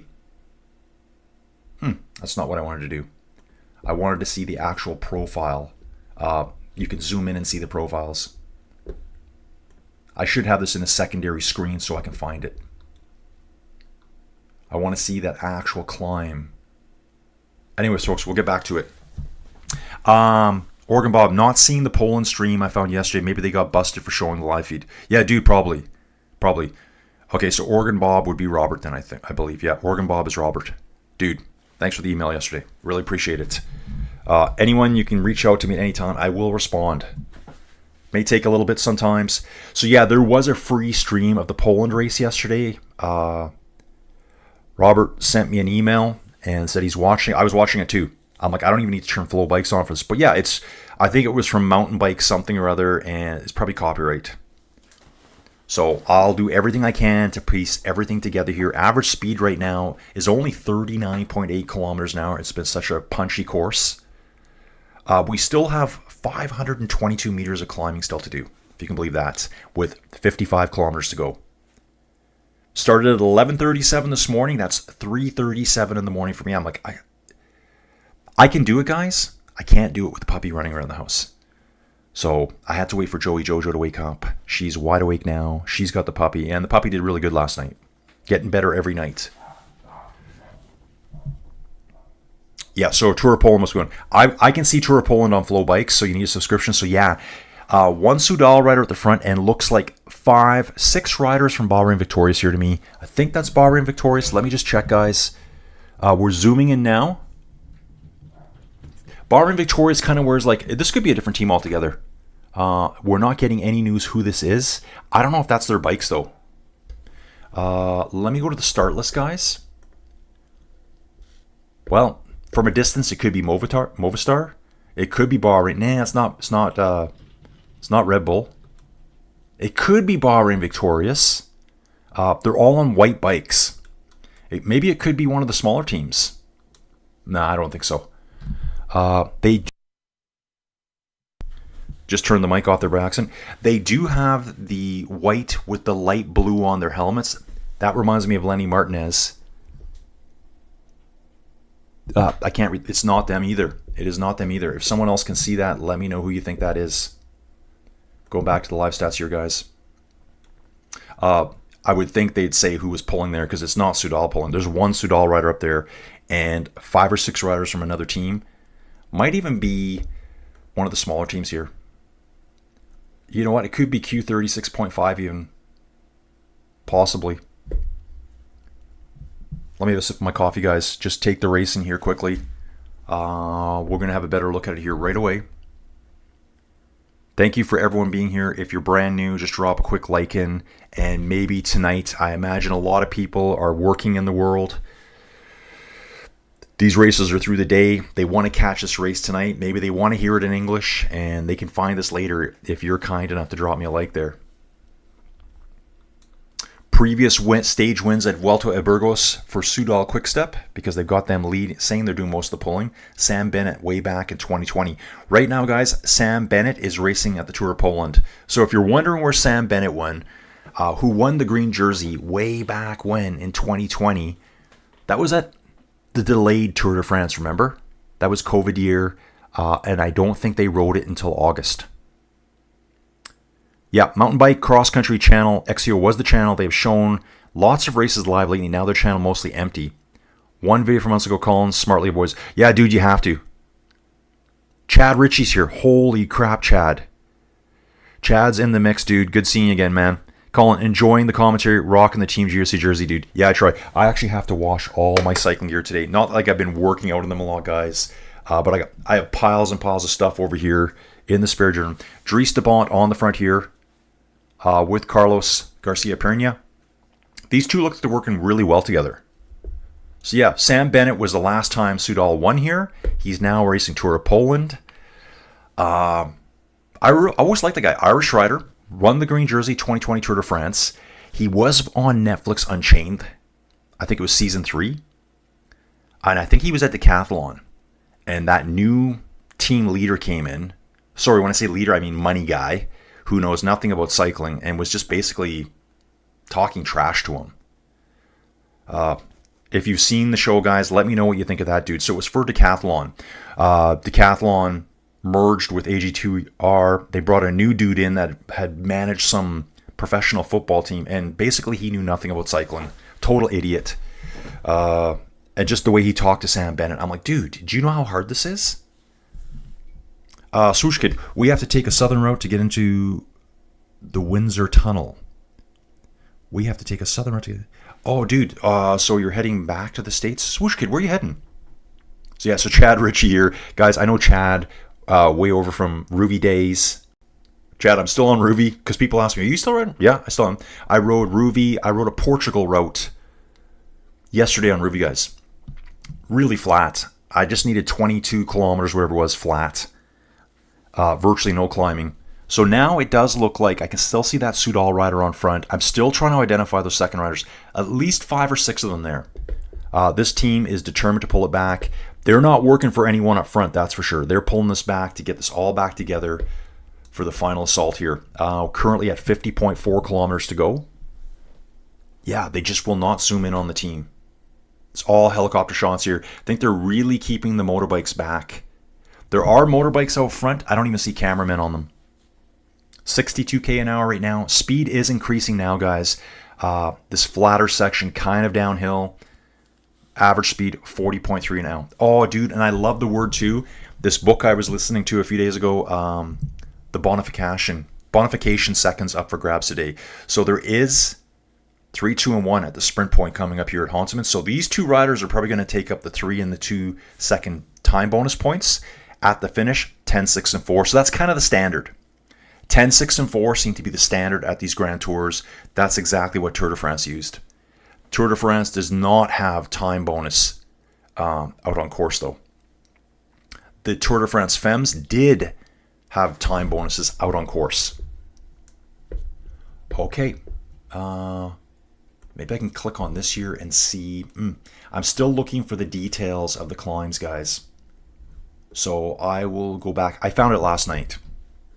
But, you know, the length of the longest stage in the last edition. So, wow, they've really upped the length this year. This is 205 kilometers, which is 30 to 40 kilometers longer than usual for the other years.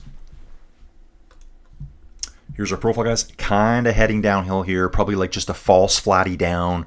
Probably like -1, -2% gradient coming through here. Again, just that's probably the max at times. So, Chad, thanks for finding the channel, dude.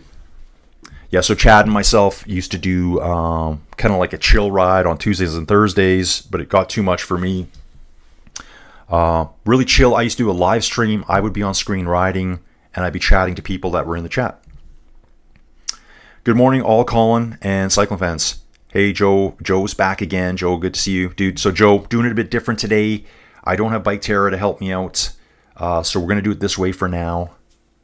Until we get to another race where we're going to have Bike Terra access. 100% have Bike Terra access for La Vuelta, which is the next big thing of the season for me. Dream saying the sprinter will win this one. That last climb, Dream, looks pretty tough. So if I can get... I think maybe what I'll do... I'm just going to go back to this page here, guys. And I'm going to pull open this one here. That won't show it to me. Stages. Okay, let me just work around for a second, guys. Here's the 2025 top competitors: Isaac Del Toro, Giulio Ciccone, Lorenzo Fortunato.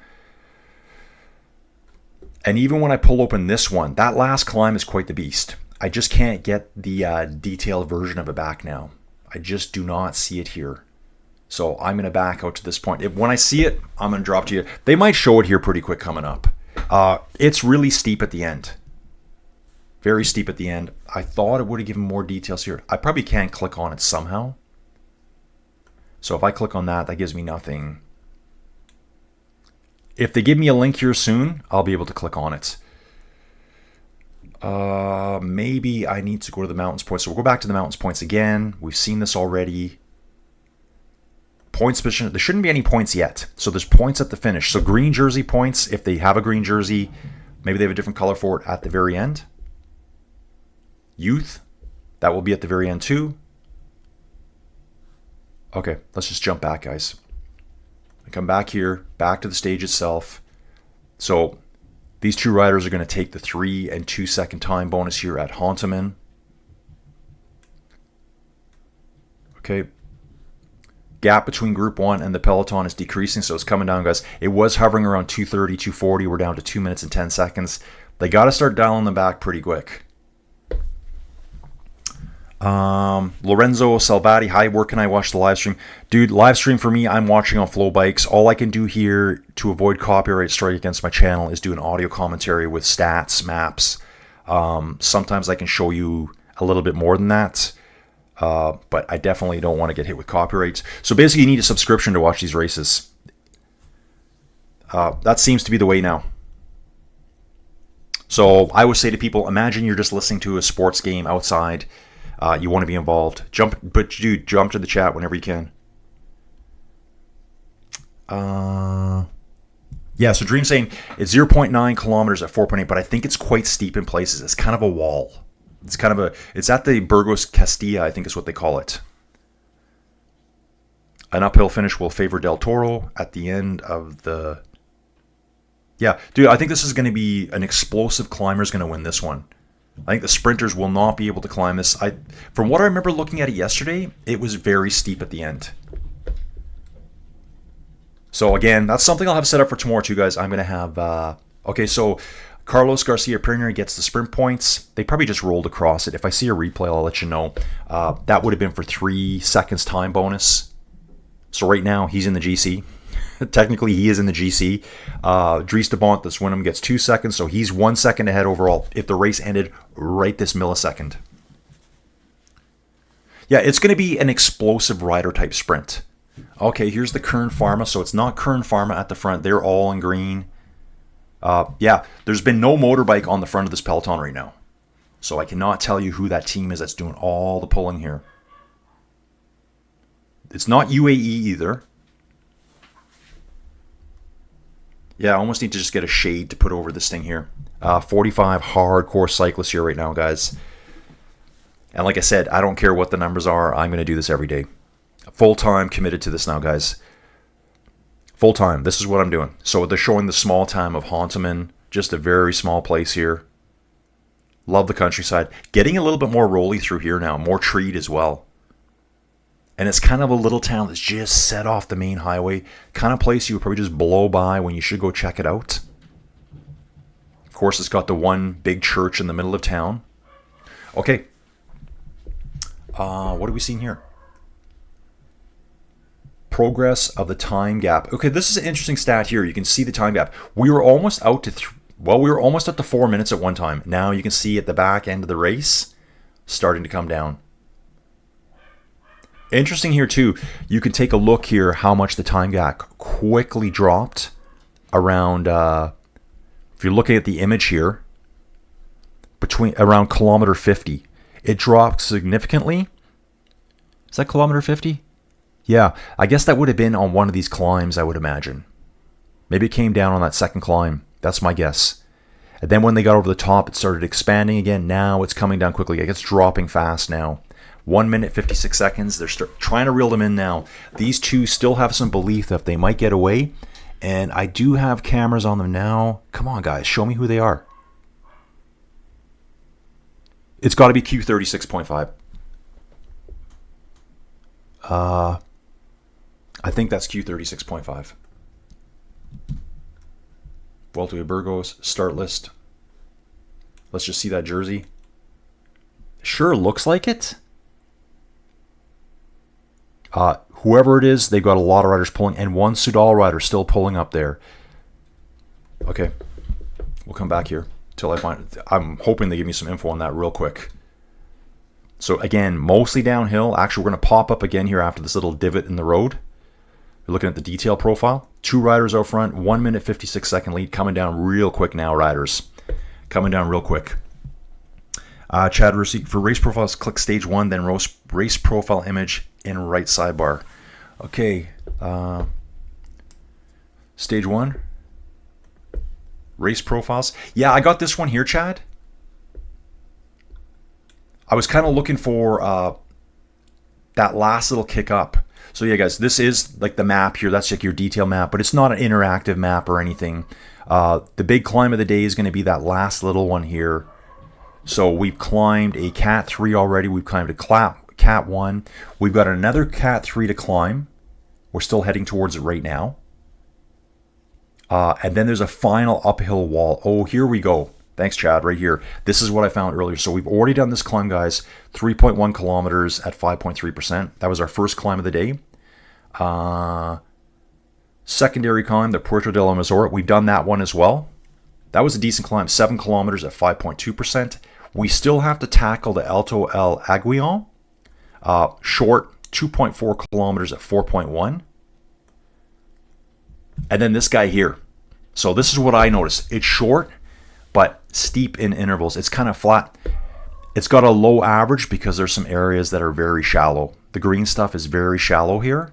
It's going to be probably 2-3% through there. We've got a red segment. That's probably at least 9% through there, I would think, for a few hundred meters. So a really good place to launch. Get onto the flat and kick one last time. This last little chunk is probably 12% plus. That's my guess right now. Chad, thank you so much, dude. Guys, it's great to have people that you know helping out. This is what happens when you are part of the community, right? I talk to everyone I meet out here. Okay, let's take a look at this. Competitors in today's race that never participated in professional road races outside their country of birth before. So Marcos Ferrer here has never raced outside of Spain. That's what I'm reading. And he rides for UAE. 19 years old. Well, that's probably why. He's a young gun. So, okay, this is Gen Z. So this is a continental team here. So we have a continental version of the UAE team. So obviously a development team here. So club race, and now he's racing for UAE at the Generation Z level. So lots of races this year, just working his way up. Maybe we'll see him on the full UAE team soon. So Dries de Bont, Carlos Pena Garcia still out front. 1 minute 48 second gap. We'll just have a look at this profile here. Okay. Previous winners of Vuelta y Burgos at the start: Mikel Landa won in 2021. Mikel Landa won in 2017. And we also have Nairo Quintana, who won 2 times way back in 2013 and 2014. Yeah, they need to get a motorbike closer to the front. Like, just go beside the riders. Go on the far left-hand side of the road. Don't influence the draft. Soudal driving the front. Soudal is on the one rider for Soudal, just smashing the front right now. He's the only one there. And then 5 riders from the other team, who I believe is Q36, but it's so hard to tell from here. It's not giving me in the rider stats. This is where Bike Terra would have dominated this. Peloton really strung out right now. Looks like we're under 40 kilometers to go right now, just at 40 now. Been racing for 4 hours already. Yeah, Chad says scroll down. Thanks, Chad. Final 400 meters is 6% average. I think the final 100 meters is going to be a bit of a wall. I think it finishes straight up. I'm seeing black on the profile, so to me that means probably 12% plus on the final stretch. But obviously when you add in the 3% at the beginning, it's going to bring the average way down. So thank you to the 43 hardcore fans here that are following along. I think this is Chad's first day here too. So Chad, thanks for coming on, man. Still 1 minute 30 second now, guys. They're dragging it down quick. There's like 7-8 riders just hammering, drilling the front right now. Let's take a look at this. I see EF here as well. EF is sitting right behind all these riders. So that would be Esteban Chavez, James Shaw here, Jefferson, Alexander, Cepeda, Colin. Say Cepeda. Okay, 27 years old. Okay, he's been at the Giro d'Italia in 2023. Been at the Tour of the Alps. So riding, okay, he did compete just recently, 85th place at the San Sebastian Classic on the weekend. That doesn't give him UCI points. So guys, you can see when I'm looking at this here too, there's PCS points, Pro Cycling Stats points. There's also UCI points. So for finishing in 51st place at the Giro d'Italia this year, he gets 15 UCI points. And that's going to determine his standings overall in world rankings. So he did the entire Giro, Tour of the Alps. Yeah, 14th place at the Tour of the Alps. That's really nice. Come back to the live stats here. Okay, it is Q36.5. Yeah, sorry guys, it's hard for me to tell. They're driving so hard, so there's one Soudal rider at the front. He's easy to tell who he is, what team he is. Then there's like 5 or 6 Q36.5 riders behind them. They're all really trying to get as aero as they can. I think it's pretty windy here too, so they're trying to get as super aero. They're all hunched down. I can't see the front of their jersey. I can just see white on the sleeves, dark on the front. But they do wear the same helmets as Bahrain Victorious, the same look. White with kind of like a light blue on top. Garcia Premier here. He's getting a bottle from the team car. And it looks like he's getting a gel too. You pound those gels in, dude. Need at least 100 grams of carbs per hour. Decathlon rider quickly on his wheel. Okay, Ivard's back, dude. Ivard is back in the mix, dude. So glad you're here. Good morning, Colin. What a great women's tour. Yeah, dude, that women's tour was fantastic. Guys, I love all cycling. And if I can commentate on all of them, I will. I just love following along with it. I love learning all the history about it. Some of the crazy stats I've learned. Guys, for some reason yesterday, I put on an old video. You can find all the old races on YouTube. It was the 1991 Tour de France, okay? That was the year that Stephen Roche, 87 Tour de France winner, 87 Giro d'Italia winner, 87 world champion. He showed up late for the start, so he missed the start with his team. They went without him. He went solo. He got eliminated from the race. So they eliminated a former Tour de France champion. Like, you're out. I was like, what? There was also a team there that had, and it's again when the Tour used to be fantastic, and they'd have team time trials. There was a team there. I know this got banned, I think, right after it. The back of the seat had like basically a backrest. So the seat kind of curved up, and there was like a bit of a backrest on the back. So as you're riding, you could really push back. You'd almost push your butt back into that to probably get more leverage on the pedals. And that's probably why it was banned. It's only a 1 minute and 21 second gap right now, guys. It's less than 700 meters. Today's favorites by number of stars in the PCS game. So, guys, PCS, they have a game like a fantasy league as well, I guess. They're saying Isaac Del Toro far and away is the number one favorite now to win. Giulio Ciccone second, Egan Bernal third, Mikel Landa fourth, and then Giulio Pellizzari. Who's this dude? Let's take a look at this guy here. Fifth place prediction for today. Rides for Red Bull, Bora Hansgrohe, 21-year-old dude from Italy. Ooh, look at this guy. He is a lean, mean machine. He's 1.83 meters tall. So this dude's 6 feet tall, walking around at 66 kilograms. Wow. Been World Tour with Red Bull for 3 years. Giulio Pellizzari. And did just race at the San Sebastian Classic. Did not finish. So he had a rough race there, I think. I haven't even actually watched it. Check this out, though. Guys, wow, I didn't know this. Okay, this is where I love following on stuff. There's so many riders to follow. 6th place overall at Giro this year.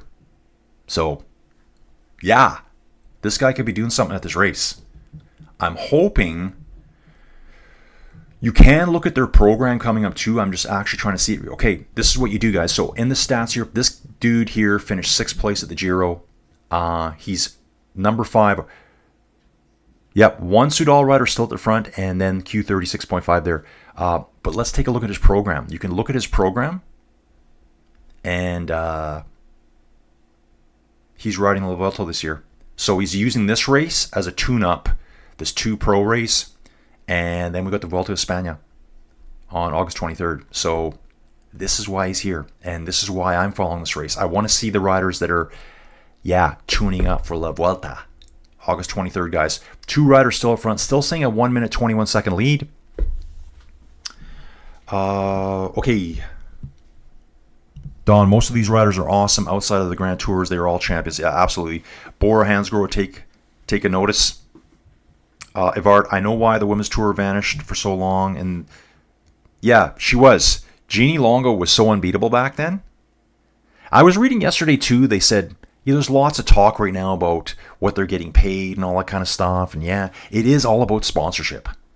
Like I told Joey Jojo, the fans, the 1.5 billion people that watch the Tour de France, they don't pay a dime to watch it. If you're a live fan on the side of the road, whatever it is, or there's a little bit of subscription fees if you want to watch like I do, it's not big ticket numbers. They're not bringing in big dollars from selling $3,000-$4,000 tickets to sit in a stadium. There's no stadiums. So they don't generate income that way. It's all from sponsorship. Peloton's really moving quick now. We've only got 33.8 kilometers to go. Just coming up on, looks like 7:45 in the morning here. Downhill section here now, folks. Nice swooping roads. Again, I'm hoping Matt sees this, and I'll give him a shout out today.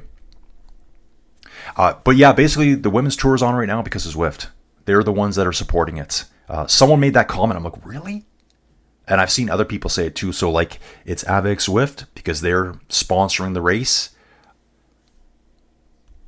Yeah, Avard here. Dude, thank you so much. Good morning to Joey Jojo. Keep up the great work. She'll probably see that. But she does have crazy dogs to look after too. So yeah, I think it's going to be a super explosive finish here. That last little chunk is very steep, guys. It's in the black on the gradient scale. It's probably over 12%. It is very short though, so who's got what left in the tank? You got to say Isaac Del Toro. He's just been on such a run right now.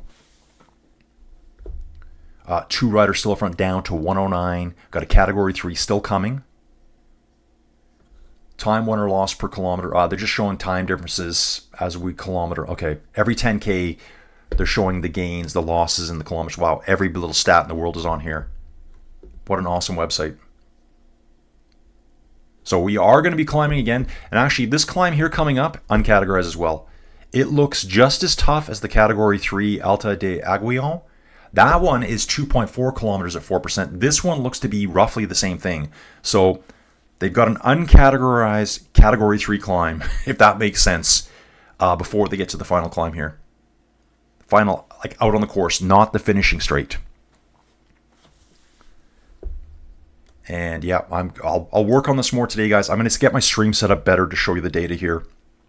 Some of these races I just can't get the data, or Bike Terra can't get it to show you stuff on the course. So we'll go like this. Everyone like the video if you can, please. And we still have 31.8 kilometers to go. 4 minutes, 11 minutes race so far. And again, still got 439 meters to go climbing. Like, I mean, 439 meters for any ride, that's a good chunk of climbing. Really good chunk of climbing. Down to 1 minute now. They're really hauling the back. Chase group behind the peloton. It's kind of like two... Peloton's very front. It's kind of a block peloton, but there's two strings on either side of the road. Far left-hand side of the road and far right. It's telling me that there's two teams that are really interested in pulling this all back. UAE is going to have to be on the front driving soon. While we're here, why don't we take a look at the start lists? So for UAE, we got Isaac Del Toro, Alessandro Covi, Igor Arrieta, Marcos Freire, Jean-Sebastian Molano, Domen Novak, and Rui Oliveira. I think the asterisk means new rider. Oh, Youth GC. So any of the riders with little asterisks beside their name, they are younger riders competing for the youth rider. Joey Jojo's bought me a coffee. Thank you so much, Joey Jojo. Love and like that, guys. Love and like that. R. Stanley earlier on helped me sip my coffee, or actually Bike Terror support. It was like, let's get more funding here, guys. Get more funding. So yeah, next one, guys, La Vuelta, August 23rd. Okay, so this looks like Danny Games, 1102, dude, welcome aboard. Where can you watch the race in the US? Dude, I think in the US, you're going to have to watch, I think Peacock shows it. I'm not sure if they do. So, dude, I use Flow Bikes. I'm a Canadian, though. So I'm in Alberta, Canada. Flow Bikes is out of the States. However, every country now battles for licensing rights. So you could only watch the Tour de France in the States on Peacock. You couldn't watch it on Flow Bikes, but Canadians could watch on Flow Bikes. So they get licensing rights per country, even though Flow Bikes is an American company. So that's how I watch it all. And I think with Flow Bikes, I have access to more than Peacock even does, just because I'm in Canada. That's what I'm seeing anyway. So, dude, you'd have to get a subscription there for Peacock probably. You might be able to find a stream somewhere. Oh, dude, Don, thank you so much, dude. Don, dude, you're OG. Yeah, Collins Command Center, the 10x10 Cube of Destruction. That's where we hang out every day, guys. We will be upgrading it. We do have 50 people watching now. Guys, I'm so appreciative of everyone being here. Really technical going through these small little towns here. It's the kind of place where it's a right, left, really quick. I could see the peloton really getting slowed down through there. And none of those buildings have any protection on them. So if you're not paying attention, you could pull a Mathieu van der Poel. Watched some videos a while ago where he bounced off a pole at one of his cyclocross races. It was just, he missed the corner and the pole was padded. He bounced right off. I think he fell off his bike too. These guys, I think, are going through the same town right now. I'm going to see what happens on the video here. 29 kilometers to go, it's looking like. How is that looking? Oh, guys, let me get back to the live stats here. Sorry about that. Yeah, I think this is a bit delayed, actually. So, pro cycling stats, I got 29.9, and on screen here, I got 28.8. It's not very often I'm ahead of the data. Which team will deliver the winner? Today's favorite teams by number of stars for riders in the team. This is in the fantasy prediction. They got UAE Team Emirates. First place, Isaac Del Toro, guys. Lead El Trek would be Giulio Ciccone. Who would it be for Red Bull? Soudal Quickstep and Q36.5. Okay, this looks fun here, doesn't it? So, guys, Ineos is out the front right now. Finding they need more motorbike coverage for this. Maybe it's a race that they don't want riders getting, impeded upon by the motorbikes. We've seen that lots. It says Ineos is pulling the front. I'm really liking this profile here. So this here, to me, the profile of the upcoming 10 kilometers, this is not a categorized climb even. This is not categorized here. It's not crazy steep. Up to 7% in places, 4%, 3%. Pretty mellow. So guys, that's this little bump that's coming up here. You can see it. We'll be on it in a couple of kilometers. So Don, thank you again. Hey Don, I was talking to Joey Jojo. I think for La Vuelta, when it's going to get crazy again, where we're going to have so many people watching, dude, I probably will assign you as a moderator, dude, if you're willing to do that for me. And dude, again, I don't think anyone's been really bad in the chat yet. So, but just in case. So if you want to do that, dude, just let me know. It'll be just, and I'm thinking it's basically just for, okay, seeing one rider dangling off the back here. That might be an Euskadi rider, orange jerseys. Then there's a group of 3. The guys are already falling out here already. Looks like a Kern rider here. Ooh, I missed that rider. 3 riders. It's starting to split apart now, guys. The heat is on now. Drop. Now it's showing up here. Drop from the peloton. Giovanni Eliotti, James Knox for Soudal, Jordi Lopez for Euskadi. That's who we just saw. We've got a BH rider, Ander Okamika, and for Lidl, ooh, Eritrean rider here. I knew there was an Eritrean rider. There's one rider from Africa here. One rider from Africa. I think there's 7 riders from North America. Guess what, though? That includes Isaac Del Toro, because Mexico, most people don't realize, is part of North America. Okay, dogs are freaking out upstairs. Swoosh Kid. Wow, I didn't know that, dude. So Chad here is Don. Thank you so much again, dude. Means a lot. Chad's in the US and watched on Flow Bikes using a VPN set to Toronto. Okay, so Chad's getting it on Flow Bikes. It's probably actually only on Peacock in the States, I guess. But Chad's VPNing, watching the same feed I am right now. So, because it'll be, Flow Bikes would be the Canadian feed right now. Swoosh Kid is saying these are on Max HBO in the States. Really? But again, then you need a Max HBO subscription. Everything's subscriptions now, guys. Everything is subscriptions. Down to 12 seconds. These guys are going to be caught at the base of the climb, guys. They're technically on it right now. They'll be in the 1 to 2% gradients here. Actually looks like more farmland here now, too. Again, everything's already harvested. So they've already harvested the grain. They've already done their baling. If you don't know much about farming, you harvest the grain first. The stuff that's left on the ground, that's the stalks. That becomes straw. Straw in most cases, or it will become hay if it's just a grass field. But yeah, they already done their harvest here. We're not even there yet, guys. We've been getting pounded by rain every day. We had more rain yesterday. And the peloton's really stretched out here. Some of these riders are struggling now. Ilse Bellier's rider here just grinding himself to pieces. Rider 187 here. Who's this dude? He's really struggling to stay on here. He's out of the saddle, attacking, and he can't get back on. And the peloton slowly moving. He's out of the saddle the entire way. He's bandaged on his right arm. So I don't know if that happened this race or that's a previous injury. 12 seconds, but the 2 riders are still away. They should be caught before the top here. It says UAE is pulling the peloton now. And there was an attack by a Lidl Trek rider. Cameras are not very good at this one, guys. It's a lot of helicopter cameras. I think they need a couple more motorbike cameras. I'll do that if you want. Let me hang on the back of the motorbike.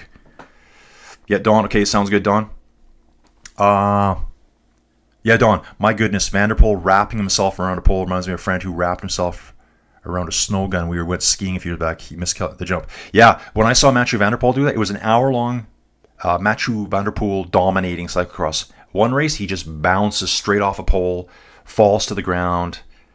He just lost concentration for a second, but it was through swervy, curvy corners. So, like that again. Okay, we're good. Again, Don, thank you so much, dude. Yeah, the spammers and the haters. Yeah, and it's not really even... Dude, I don't even know if I want to call them spammers. Like, I hate to be mean to people. Sometimes people just want to know where someone is in a race, but you saw it happen. They'd ask 40 times in a row. And I'm kind of like, well, maybe... Dude, I'm the master of the benefit of the doubt. I'll think of every reason on the path. I'm watching the two up front now being caught. Carlos Garcia Pena looks like he still wants to attack, though. Maybe he wants these points. Dude, you got to go if you want these. There's no points here. This should be a categorized climb, but it's not. So he may let himself just get caught here, but you never know. They might back off. It's about a 10-second lead right now. The peloton's one corner behind them, and seeing, ones and twos stringing off the back of the peloton. 132 riders in this race in total. 7 rider teams. So I think we have 10 World Tour teams here. So real deal World Tour teams, 8 Pro Series teams, 1 Continental level team here. Kern rider on the front right now. Movistar rider coming up on the left-hand side. And then that looks like, again, cameras are so far away. Seeing 5 EF riders sitting in the top 15, 20 riders right now. Okay, just going to cruise down here a bit. Yeah, so Dawn, the spammers are just the people that ask the same question over and over. Maybe their keyboard's stuck. I don't know. Maybe they just hit it once and just, hoping for an answer. The only thing, I have no problems with that, really. The only problem is I can't see the rest of the chat. And then I'm constantly going back, looking, and I'm constantly falling behind. I kind of want to be more on top of it. Okay, guys, 9 seconds still here. To me, that 9 seconds is maybe 200 meters of road time. Maybe 150. Yeah, and we're going through the farmers' fields here, narrow roads. Everything's been already harvested again. Like I said, you can see all the tracks through the fields. There's probably 60, 70 riders on the front, and the balance of the other 50 riders are all strung out the back, single file. There will be some time losses today, folks. Some of these riders are being spat out on stage 1. There's a team here. Who's in the red and white? Okay, I don't think it's Ineos. Okay, just trying to identify some teams like this Pulte team Pulte Visit Malta. Trying to get a line on them here. Burgos. Okay, that's Burgos. Okay, that's Burgos here, and that's who we're looking at right here. This is the guy that's been in the break all day, folks. 26-year-old Carlos Garcia Pena. Burgos BH. Almost at the top now, so they've kind of backed off a little bit. Now, this is not the climb right now. You're looking at the Alto Aguillon. That's the next climb coming up, which is probably very similar to this one. On the profile, they look virtually the same. They're only going to pick certain points for the points classification. Otherwise, they'd have to categorize every climb, and then the points would be out of control. It's going to be 2.4 kilometers at 4.1%. And it says, I believe it's only a kilometer up the road. So they're going to climb again real quick. Actually, I can see it on the road right now. We're going to be climbing up over the top of the wind generation farm here. Whatever you want to call it. I don't want to call them windmills. Wind turbines, perhaps. Descending very rapidly now down into town. 2 riders. That gap's going to go real quick. Oh, so it's 5 kilometers away. 5 kilometers away. We're going to be at an altitude of 969 meters above sea level. Wind is blowing pretty good here too. So if there is any more open sections, we may see more riders fired out the back. Wow, beautiful countryside here. I want to go vacation. I'd love to just get an Airbnb for like 2 months and live here.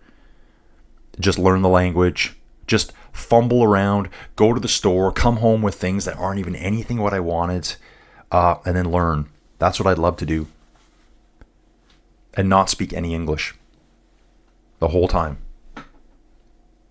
So we got Decathlon AG2R at the front with the Burgos BH rider. Trying to see what kind of bikes they're riding. Burgos is always on these BH bikes, I think. Which, is that actually a bike brand? Must be a Spanish brand. I think I've mentioned in some past streams, the one bike I regret getting rid of was my Zeus track bike. Zeus was a really famous Spanish bike manufacturer. I think they must have done road bikes too. If you guys know, let me know. Decathlon's on the Van Riesel bike. Oh, and this dude loves riding like this. He's got his hands like this right over the brake hoods. Very aggressive. 60k an hour here. And this guy is bent to get up there first. These guys are going to fight for these points. So mountain points, let's have a quick look at that. We got more points coming up. First place right now is Carlos Garcia Pernia, who is in this two-rider break. Fourth place right now is Dries de Bont. These two working together. Now, what do we have available for today? This next climb, 6, 4, 2, and 1 points. So these two are trying to stay away. They probably still got 4 kilometers to go to get there. 3 to 4 kilometers before they start the climb. Someone here wants the points. They don't want the main peloton to catch up. Take a look at this. Last breakaways for Dries de Bont. So this guy's a breakaway expert, guys. At the Giro, he was on 3 breakaways. Stage 16, Stage 18, and Stage 20. Of this year's Giro, he was in breakaways for Decathlon AG2R Le Mondial. So this is how he likes to ride. Take 1 or 2 riders with him and go. We're now 20 Ks to the finish. Let's get it on Shaka Khan. Bing bong. We can see the profile at the bottom of the screen here now. This is what we're going up. And just over to the right here, I'll do this here. Here's the actual profile of it. First part starts pretty easy. 2.5 to 3% gradient for the first kilometer. The final 1.5 kilometers are going to kick up a little bit more. 4.5 to 6% gradient. Overall average gradient, though, is 4.1%. Yeah, I thought maybe Carlos was going to fall off the back there. Dries de Bont really hammering hard at the front. Cameras are just watching these guys right now. Peloton chasing hard, though. Peloton is coming. I don't think anyone here can steal the points from them. So we do have 6 points there. We'll also have 6 points at the finish, at the little wall in Burgos itself. But right now, he's got enough points to get the KOM jersey. That's Garcia. Carlos Garcia Peña.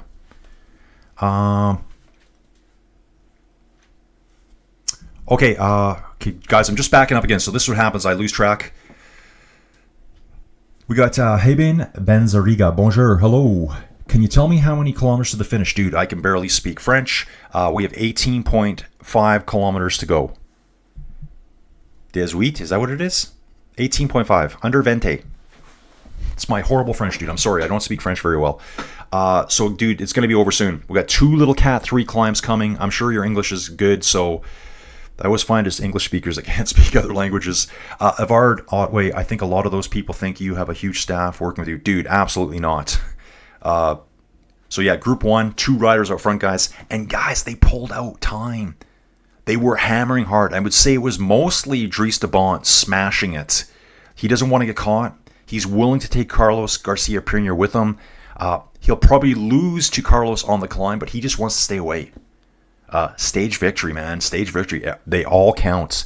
Q36.5 still there. And 3 Lidl Trek riders now hovering near the front.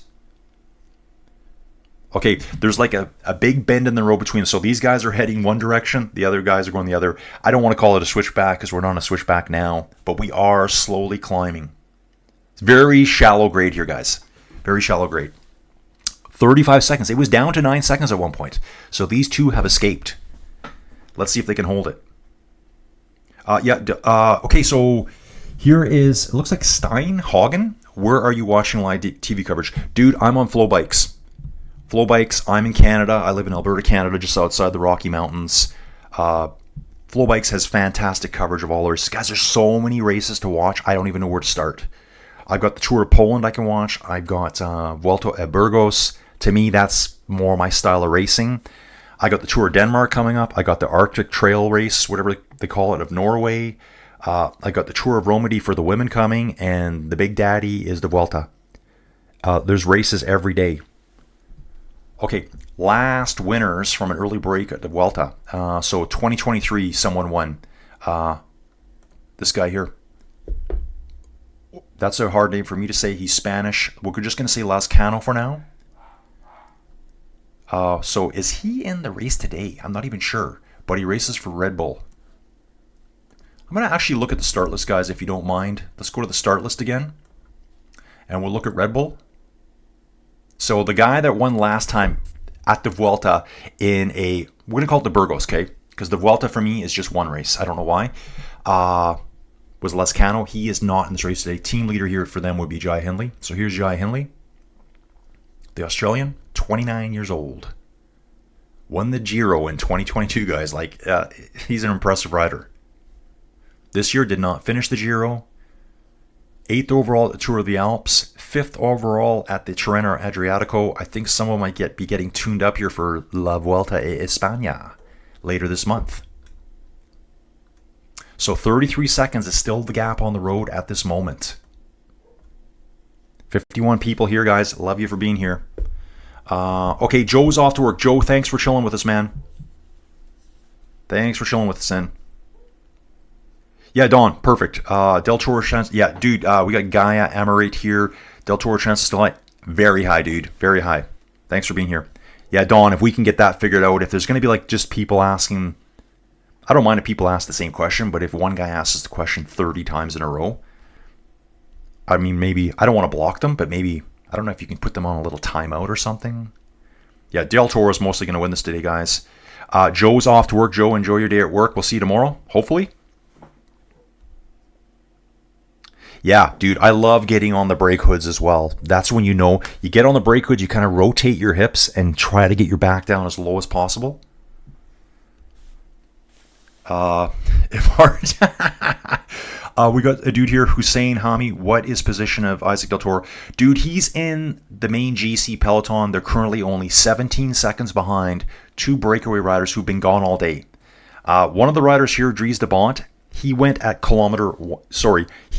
meter 1 today. The flag dropped and he went. There were 6 riders in the break. He's still hanging in there. Still hanging in there. So they've secured more points. So now in the mountains classification here, you can see it. It should update on the fly. It did. Carlos Garcia Prina now has 24 points today in mountains classification. There's 6 points still remaining. They won't be getting those. They're going to be swamped up by the peloton here real quick. They do have another bump to go up. So this other bump that they're going up looks like a Category 3 climb. Again, it's going to be a couple of kilometers long, and then it's a huge descent downwards. Huge descent downwards. They're going to try to get over this and escape. The wind turbines are blowing quite hard here. I think that it is quite windy in places. Okay, let me keep going here, guys. Avard sounds like you have what I call City of Toronto Public School French. Most useful phrase was, "Where's the bathroom?" Exactly. That's all you need to know in Mexico. Donde Españos. Yeah, just say that. Yeah, bro. Okay, yeah, dude. Hussein Hani. Dude, he's in the main peloton. I don't have his exact positioning right now. The peloton is chasing hard. They're only 7 seconds behind these guys right now. Let me look here. Yeah, dude, they're one corner behind them right now. Looks like there's at least 100 riders.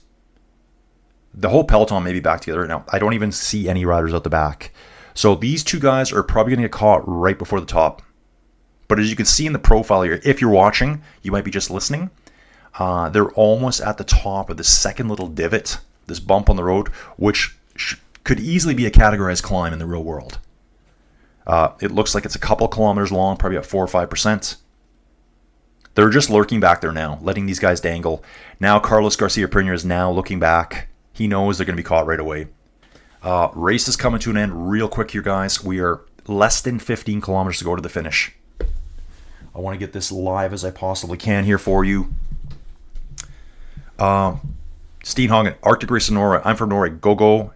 Dude, I love Uno X Mobility. Dude, I said earlier, dude, Steen, I'm not sure if I'm saying your name right. I think it's Steen. I do know a Steen over on my Whoosh, where I do some riding. He spells it S-T-E-E-N. Steen Brusgaard. Dude, Uno X, that was probably, to me, that was like they had the biggest victory at the Tour de France to me. I mean, Taddy won. We knew that. Visma did well. We knew that. Okay, let's say Oscar only. He was probably the biggest winner for placing that high. But Uno X to get 6th place overall at the Tour de France. Carlos Garcia, he's been caught. This dude, Dries de Bont, he doesn't want to be caught. He's gone back to his super aero position, and he's hammering on the front, guys. I love this style of rider. They're like 30 meters behind him, and he's like, yeah, you're going to have to fight me for every second of this. He's got a descent now. So Carlos got caught on the climb, right at the top. Dries didn't give up, and he's probably going to pull some time on them now. I'm not sure how technical this descent is. It looks pretty wide open. Dude, Uno X, they're killing it. They're going to be a World Tour team next year. Love them. Tobias, Jonas. Okay, I mixed her. So Tobias got 6th, I think. Abrahamson and then Jonas. No, it's Jonas. Okay, I mixed their names up. One got a stage win. One finished overall 6th place at the Tour de France. Fantastic. Okay, so that was Garcia got 6 points. De Bont got 4. Let me see the rest of the points here, guys, on this. Yeah, they're not showing them yet. Okay, here we go now. Here's the points. Results of the KOM sprint. Nicholas Zukowski, the Canadian dude. Where'd this guy come from? Look at this dude. He's a Canadian dude, rides for Q36.5. Wow. Tall dude, too. He's probably like 6 foot 2 inches tall.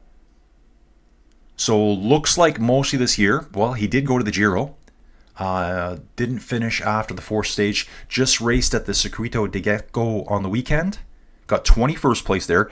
Did Liège-Bastogne-Liège. That's a World Tour race.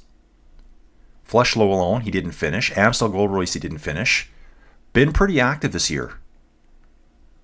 Vuelta de Andalucía. That's a good early season course. Alula Tour, guys, I'm doing all those next year. I'm already thinking about next January, next February. 12.3 kilometers to go. They're just catching Dries now, and he's finally given up with 12.2 kilometers to go. I love a fighter like this. Love a fighter like this, guys. Stian. Okay, Stian. Okay, yeah, Hussein Hani, dude, whoever you are, just, yeah, dude, anytime, man. He says, dude, thanks for telling me. Dude, drop a like if you can so other people see my channel later. Okay, I'm seeing a counterattack here from Decathlon right now. It's not going to show up in the stats yet. Counterattack, and I think it might be a Team Pulte rider going. Guys, give me 1 second here. I need to find out who this is. Yeah, quick counterattack by a Decathlon rider and a dude wearing this jersey here. Team Pulte, Visit Malta. I don't know who it is yet. We're going to find out here real quick. They go off the front. They got a gap. 8 riders followed. There's about a 30-meter gap to the peloton. Riders are streaming to the front now. So you attack by 2 riders in the peloton. Now we're seeing it over here. So guys, I'm a little bit ahead. I'm slightly ahead on my video feed as we get the data coming across to PCS here. So it's probably going to, yeah, it's going to get brought back. So there's about 15 riders up front, and the peloton's just pulled them all back. I imagine the speed on the front is going to be quite high right now. Average speed overall is only 41.7 k an hour, but this thing has been really lumpy. So what we do, guys, is once we get close to the finish, I'm going to give you my blow-by-blow detail. Lidl Trek on the front, Movistar right there, Q36.5. The Team Pulte rider just blending back into the peloton. Looks like he's going to hang up front there. EF lurking on the far right-hand side of the road. Looks like another attack's going off right now. Yeah, another attack's going off. Camera car, the motorbike's on the back of the peloton right now. I just saw an attack launch. Yeah, attack just launched by Q36.5 rider. And another rider I need to identify here. It's white jersey with black arms. That's what I'm seeing. Who is that? Could be Caharuel here. EF rider going up the road too. And another Team Pulte rider coming up. They're all going to just keep launching until the peloton Yeah, they've got a quick 50-meter lead, guys. So let's go back to the live stats. 4 riders with the small gap here. Here we go. Yep, there's 3 riders up front right now. 1 rider about 10 meters behind them, and then a good 50-meter gap. Peloton strung out, super long. Everyone's single file chasing these dudes. Get her, dudes. Yeah, I'm pretty sure Q36.5 rider on the front right now. And now they're all looking at each other, and they're back. They've all just sat up, and they're all... Okay, they're all waiting for the other guys to pull, and there, you just got pulled back, guys. So they're pulled back. Peloton is swooping right around them, so their breakaway chances are done. 10K to the finish. We start climbing again, guys. Now there's going to be a series of little bumps here, which are going to be perfect for launching attacks. Yep, that break was caught, and 3 more riders go off the front. I've seen an Uno X rider here. I think it's a Bahrain Victorious rider. Yeah, this is fantastic here. Take a look at this profile, guys. Left-hand side of the screen. I'll try to situate this so you guys can see exactly what I'm looking at. So I'm going to put it to the very top of the screen right now, left-hand side. You've got these series of ridges coming up right through here. So this will be finishing at Burgos Castillo at the very end. But there's 2 lumps before it that are going to be perfect for launching attacks. About 7-8 riders in this front group now. Let's see if they're going to let this form. They shouldn't be letting this form. Not on this final run-in. Okay, so Stian, good to have you here, dude. Come back every day if you can. I do this every day, man. Had a really good Tour de France. Had a really good Tour de France Femmes. And I'm just going to keep plugging. Okay, dude. These are the races where young racers learn their craft and hone the tactics. And we get to see some of the big guns here still. These are important races. Yeah, the peloton is definitely stretched out right now. It's single file all the way. Trying to see if these guys are... No, they're all back together. So the next break's coming, guys. The next attack is coming. You can see we got a little bit of a lump here. I'm going to zoom this down, roll down a little bit so you can see. Here's our peloton. Now we're looking at the detail profile over on the right-hand side of the screen. There's a little bit of a wall at the end here. I would be launching over the tack of that to try to get away before they head down into the small town that looks like it's called Via Toro. This may be, a foreshadowing of what's going to happen at the end. We got Via Toro here, the town of Toro, the village of Toro, before Isaac Del Toro makes his attack. I think a lot of riders at the back here are just barely hanging on. 8.5 kilometers to go. Tobias got 6. Jonas won stage 11. Dude, I saw every second of it. It was fantastic. And if you go back, dude, you should go back to some of my old videos, and you'll see how much I brag up Uno X. For the Pro Series team to get 6th place overall at the Tour de France, to win a stage, they outperformed the majority of the World Tour teams. So really impressive by the Norwegians. Got the young dog barking up there. Lidl Trek on the front right now. Red Bull lurking too. Red Bull must be lurking up there for Jai Hindley. Again, right now, most favored rider is Isaac Del Toro by far. And then we got Giulio Ciccone for Lidl Trek. Fabio Christian here. Swiss rider. Roger Adria. Luca Lamperti. The last winners of an opening stage at the Vuelta a Burgos, Pavel Bittner, Czech rider. Is Pavel here or is it Tour Poland? I'll have to take a look at that. So this is Pavel Bittner here. Rides for Picnic Post-NL. I don't think they're at this race. Saw this guy a lot at the Tour de France. I remember him quite well. One rider off the front here. This looks like it could be a Caja Rural rider. I think this is a Caja Rural rider here. White with green arms on the jersey. Yeah, it is. Caja Rural. I'll let you know who it is right away. Predominantly Spanish riders here, but they do have an Australian on the team and a Czech rider, Daniel Babor, Sebastian Berwick from Australia, and Abner Gonzalez. Where is this guy from? Puerto Rico. So we have an American here, technically, I guess. I think he did show up as one of the 7 North American cyclists. 60 kilograms. Wow. So, I'm not sure who it is yet who's at the front, but one rider is trying to get away. Samuel Fernandez is saying here. Samuel Fernandez here for Caja Rural. 22-year-old. Up the front. attacking on that last little bump. So he's got a little jump over the group, over that first bump, heading into Toro now. There's going to be a secondary jump. It's going to light up here, guys. It is going to light up here. So we got one more climb after Toro, and then the final sprint up to Castillo Burgos. Okay, Stian Hagen, I think that's what it is. Woo, Bora Hansgrohe, white jersey. Hussein Hani, yeah, dude, there's a very, very good chance that Isaac Del Toro will win this race. What do these guys ride? So, here's a bike brand I've never heard of before. So the Cahural guys are riding a brand called MMP maybe. Looking at Nairo Quintana here from Movistar. Let's see where he is in the peloton. I think Nairo Quintana is just going to cruise along to the finish here today at the back of the peloton. Not his type of stage. He's more of like, he wants to ride climbs that are 15 to 20 kilometers long. Still a lethal climber for sure.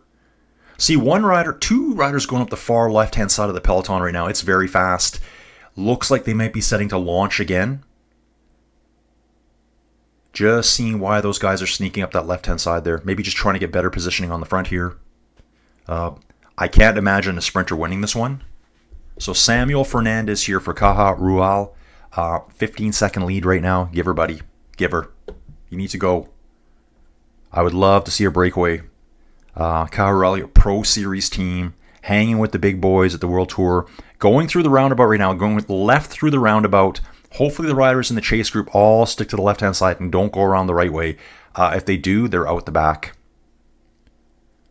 Yeah, again, this topography here and the countryside reminds me of the interior of British Columbia here in Canada. So there they go. Hopefully their DSs are screaming. I'm watching that roundabout now. Everyone go to the left. Do not go to the right. Okay, looks like they all made it safely through to the left-hand side. It's like into the roundabout and then a hard left off it. So if you went around to the right side, you're going to go all out. The gap is opening, guys. So we're technically only 5 kilometers to the finish right now, guys. We do have a bump before we get there. I'm going to catch up here. Steen here, stumbled across your channel just a few moments ago. Love the energy. Dude, thank you so much for being here. Please come back. Dude, if you know other cyclists, other cycling fans, please share the channel. Just let them know who I am. Inside Cycling World. This is what it's like every day. We're now officially through 200 kilometers, guys. 25-second gap. This guy needs to just jam head down all the way, and he's doing it, folks. He is doing it. Uno X sitting on the front right now. 3 to 4 riders there. Looks like Bahrain. Lidl Trek lined up on the left-hand side of the road. Guys, it's going to take me a little bit, too, to get all the jerseys tuned in. This will be my homework after this. Seeing some decathlon riders on the right-hand side. Just a huge straight open drag here now. Nice big wide highway into the finish here, it looks like. And I'm going to scroll down just a little bit here. You can see we got this first bump before the end. Yeah, dude, love you, Uno X. Like, dude, yeah, Taddy won. Yeah, 6th place for Uno X, that's a bigger win to me. That's such a huge win for them. That's going to get them up into the World Tour. And that was their goal. I think Uno X has been around probably, oh, dude, I don't even know. I don't want to, probably 7-8 years, maybe longer. Alexander Kristoff, is that what his name is? Yeah, Alexander Kristoff. Samuel Fernandez riding solo, guys. Still holding a 24-second gap. Now it's getting to see the final 3 kilometers of the race. So what you're seeing here is you got the profile, the detail profile. We're climbing a little bit of a lump. And then if you look over to the left-hand side of the screen, it's going to show you the back side of the lump. We're going to be descending with a little mini 2% in between, false flatty. And then we climb up to the finish up at the Burgos Castillo. Samuel Fernandez, 22 years old. Caja Rural, give her, dude. I bet you Caja Rural is just freaking out right now. They know there's a slight chance they could pull this off. Trying to see where he is on the road. Burgos looks like quite the big city, too. It's well built up around the outside. So here's the peloton back here. Seen a few riders pulling off already. Where are we now, guys? We're probably at the 3 kilometer. So I'm assuming the 3 kilometer thing applies. I never really know. That looks like it's either Q36 or Red Bull from here. It's so hard telling these jerseys from up above. I'll have to study the back of the jersey better. They both have like a dark splotch around the middle and the back of the jersey. Head of the course, 60 kilometers an hour. Peloton's moving at 77k an hour right now. Obviously, we're going downhill. We're on this little downhill section here on the detail profile. And we're going to kick back up into a little 2% gradient. And then the wall starts. Yeah, okay, so it is Q36.5 pulling. It's only a 220 meter gap. This guy just needs to go and hope they start dilly-dallying around at the front. Okay, I love Blackie L here. Pauline will take this stage 2, I bet. I love it. Yeah, Hussein Hani, yeah, definitely Del Toro will probably win this stage, dude. He's got a very explosive attack. He's on fire this season. Guess what? He's not at La Vuelta. He will not be racing La Vuelta. He's already... I saw a quick interview and they were saying that UAE has its young riders only doing 1 Grand Tour per year. So, Isaac Del Toro, I think he got second at the Giro. Just lost it to Simon Yates. Simon? So they like to keep the young guys doing less than 1 Grand Tour per year. They got Juan Ayuso and Yao Almeida going, though. This guy's still going like he's got a chance. Gaps come down really fast, guys. It's saying 15 seconds here. I'm seeing 7 seconds on flow bikes. And we are only 1.2 kilometers to the finish right now. We're starting this little bit of a wall here at the end. Movistar, Q36.5 driving the front, I believe, with those white and green helmets. So they've got 2 riders up front. And then it looks like a UAE rider right beside them. Decathlon's got 2 riders placed well there. He's still surviving ahead of them. Just 1 turn ahead of them, and now we start hitting the wall. We start hitting this wall, this climb here. You can see it on the detail profile right now. I'll probably start watching this a little bit closer, guys. We're into the final kilometer now. Bang, bang, vamos, let's go. Ale, vamos. Caja rider still attacking, looking back. He's got 750 meters to go. Some technical corners coming up here, guys. Not too much road furniture, but like, some medians sticking out. Second place rider in a very predominantly white jersey. I wonder if that's Isaac Del Toro right there. And it's cobbled up this climb. Ooh, and the Caja rider is skittering around that corner, guys. He was absolutely skittering around the corner. Peloton is on him now. It's almost going into like a paved courtyard here. I'm surprised other riders are going, and they've made the catch, guys. We've got less than 500 meters to go here. They've made the catch. 4 riders go flying past them. I'm only on helicopter view now. The motorbike's actually just turned off. It's a Red Bull rider attacking right now, guys. Red Bull rider at the front. I can see it now. Decathlon rider in second place. UAE was pulling. So, yep, that's a Red Bull Bora Hansgrohe rider there with a Decathlon rider going with them. They're into the final sprint. The Decathlon rider pulls ahead. Could you imagine if this is Dries de Bont? Crash here. Crash by... That might be Isaac Del Toro down. Took down a Lidl Trek rider. Definitely a UAE rider crashed in that corner. Into the finish. The Decathlon rider fades. The Bora Hansgrohe rider gets past him. There was a crash. Wow. I really hope that wasn't Dries de Bont getting second, because I would have just loved for him to win. And confirmed to you guys, 2 riders did go down. It was Isaac Del Toro, and the Lidl Trek rider was Giulio Ciccone. Those were your 2 favorites for today, guys. And from what I saw, Del Toro took Lidl Trek rider down. So Giulio Ciccone was collateral damage there. It was cobbled, and I think their tires were just bouncing around everywhere, just like what we saw at Tour de France Stage 1. Wow, what a finish here. Guys, let's just watch and see what happens at the end here. Who is this? I think this is Roger Adria, I believe. It is Roger Adria. I think he was number 3 or 4 today on top favorites to win. He's pretty pumped.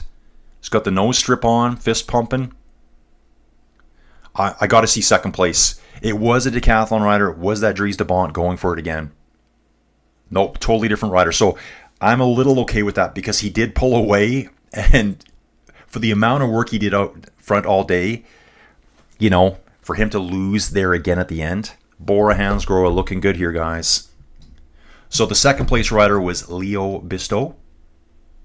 I wonder how quickly we'll get the GC positions here. Okay, that's in the break.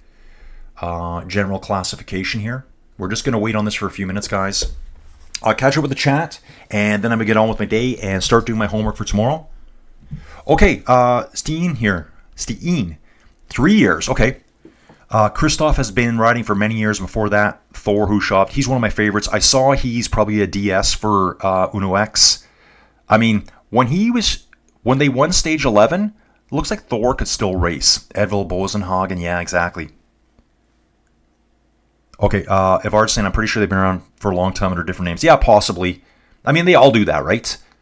Yeah, so these two had at least 30 meters. Third place rider looks like Q36.5 or Bahrain Victorious rider. Really nice uphill finish here. The cobblestones were sketchy. Like, riders were, like, slipping around them. And, guys, it was 28 degrees today. I saw there's a heat wave coming. Every day from now on is, like, 35 degrees Celsius plus.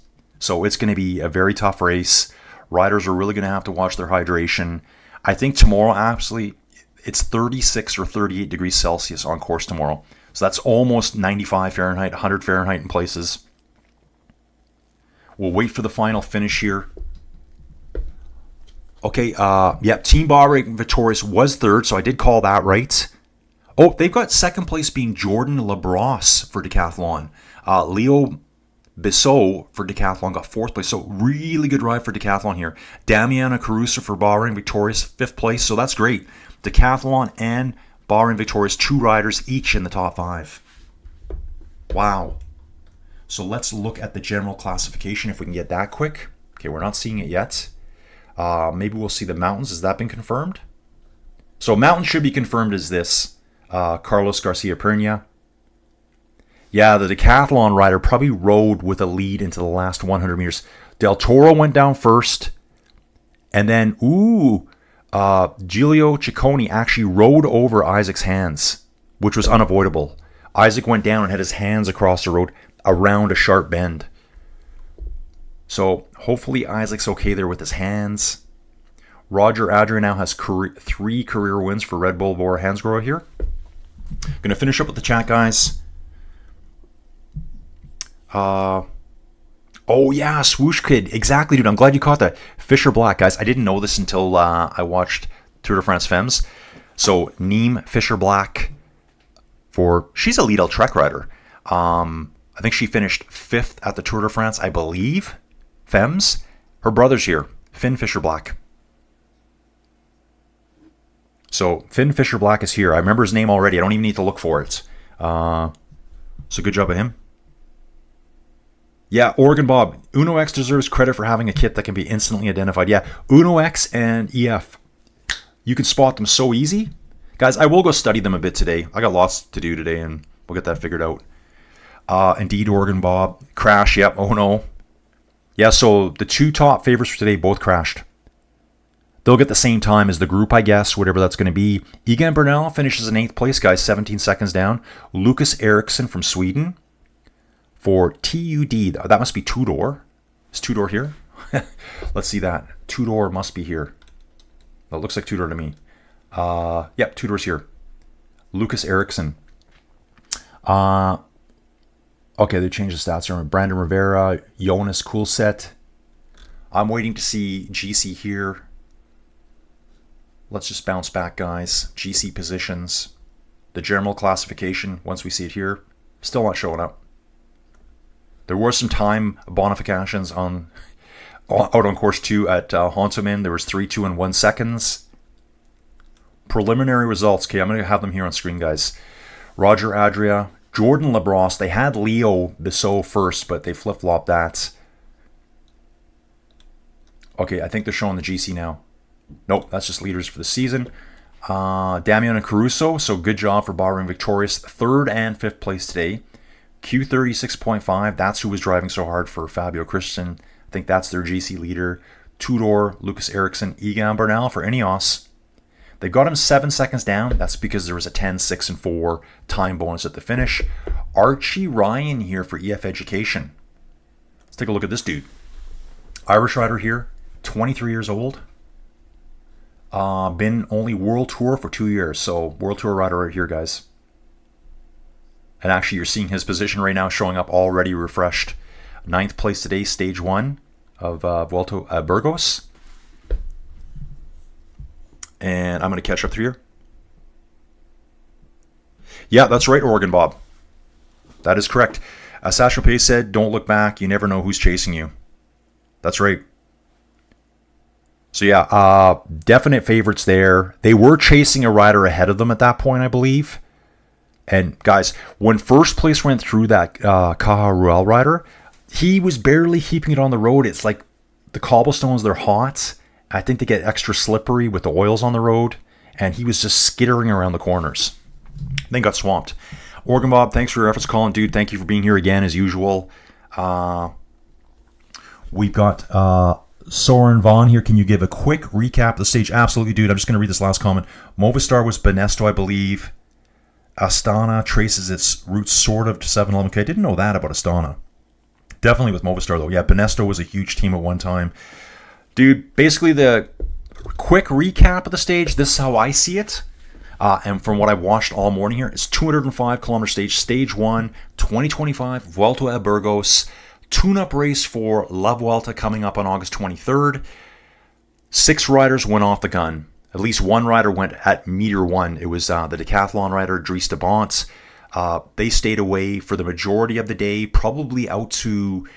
There was a category 3 climb at the beginning, and there was multiple climbs that could have been categorized. We had 4 categorized climbs out on course. There could have been 6, 7, or 8 of them. They were caught, the majority were caught by kilometer 130 on the category 1 climb, Alta de la Mazora. Dries de Bont and Carlos Garcia Perna stayed away. They made it through the first time bonus point at Honteman. So at about kilometer 157, there was 3, 2, and 1 seconds available. They finally got caught over the top of the Alto de Aiguillon, which is a category 3 climb, only, let's say, 12 kilometers to the finish. Dries de Bont fought all the way. He fought all the way. After that, all sorts of attacks went out the front. The main GC guys were all waiting for that final climb. Pretty steep final climb, pretty technical, pretty sketchy and suspect in places with the cobblestones. They weren't going to go early. Multiple attacks. Caja Rural rider, I think it was Samuel Fernandez, held the lead most of the way. He's the rider I saw skidding around the corners. In the final 1 kilometer up that final climb to Burgos Castillo, it's a 0.9 kilometer climb at 4.8% actually. We saw one rider up front. I think it was the decathlon and Borahan's grower rider. So Roger Adria and Jordan Labrosse, that's who actually finished 1-2. Isaac Del Toro went down on a right-hand bend and took Giulio Ciccone with him. So that's why we don't have Del Toro winning today. So, dude, that's just my quick summary. That was for Soren here, who looks like he's probably from Norway, Sweden, maybe.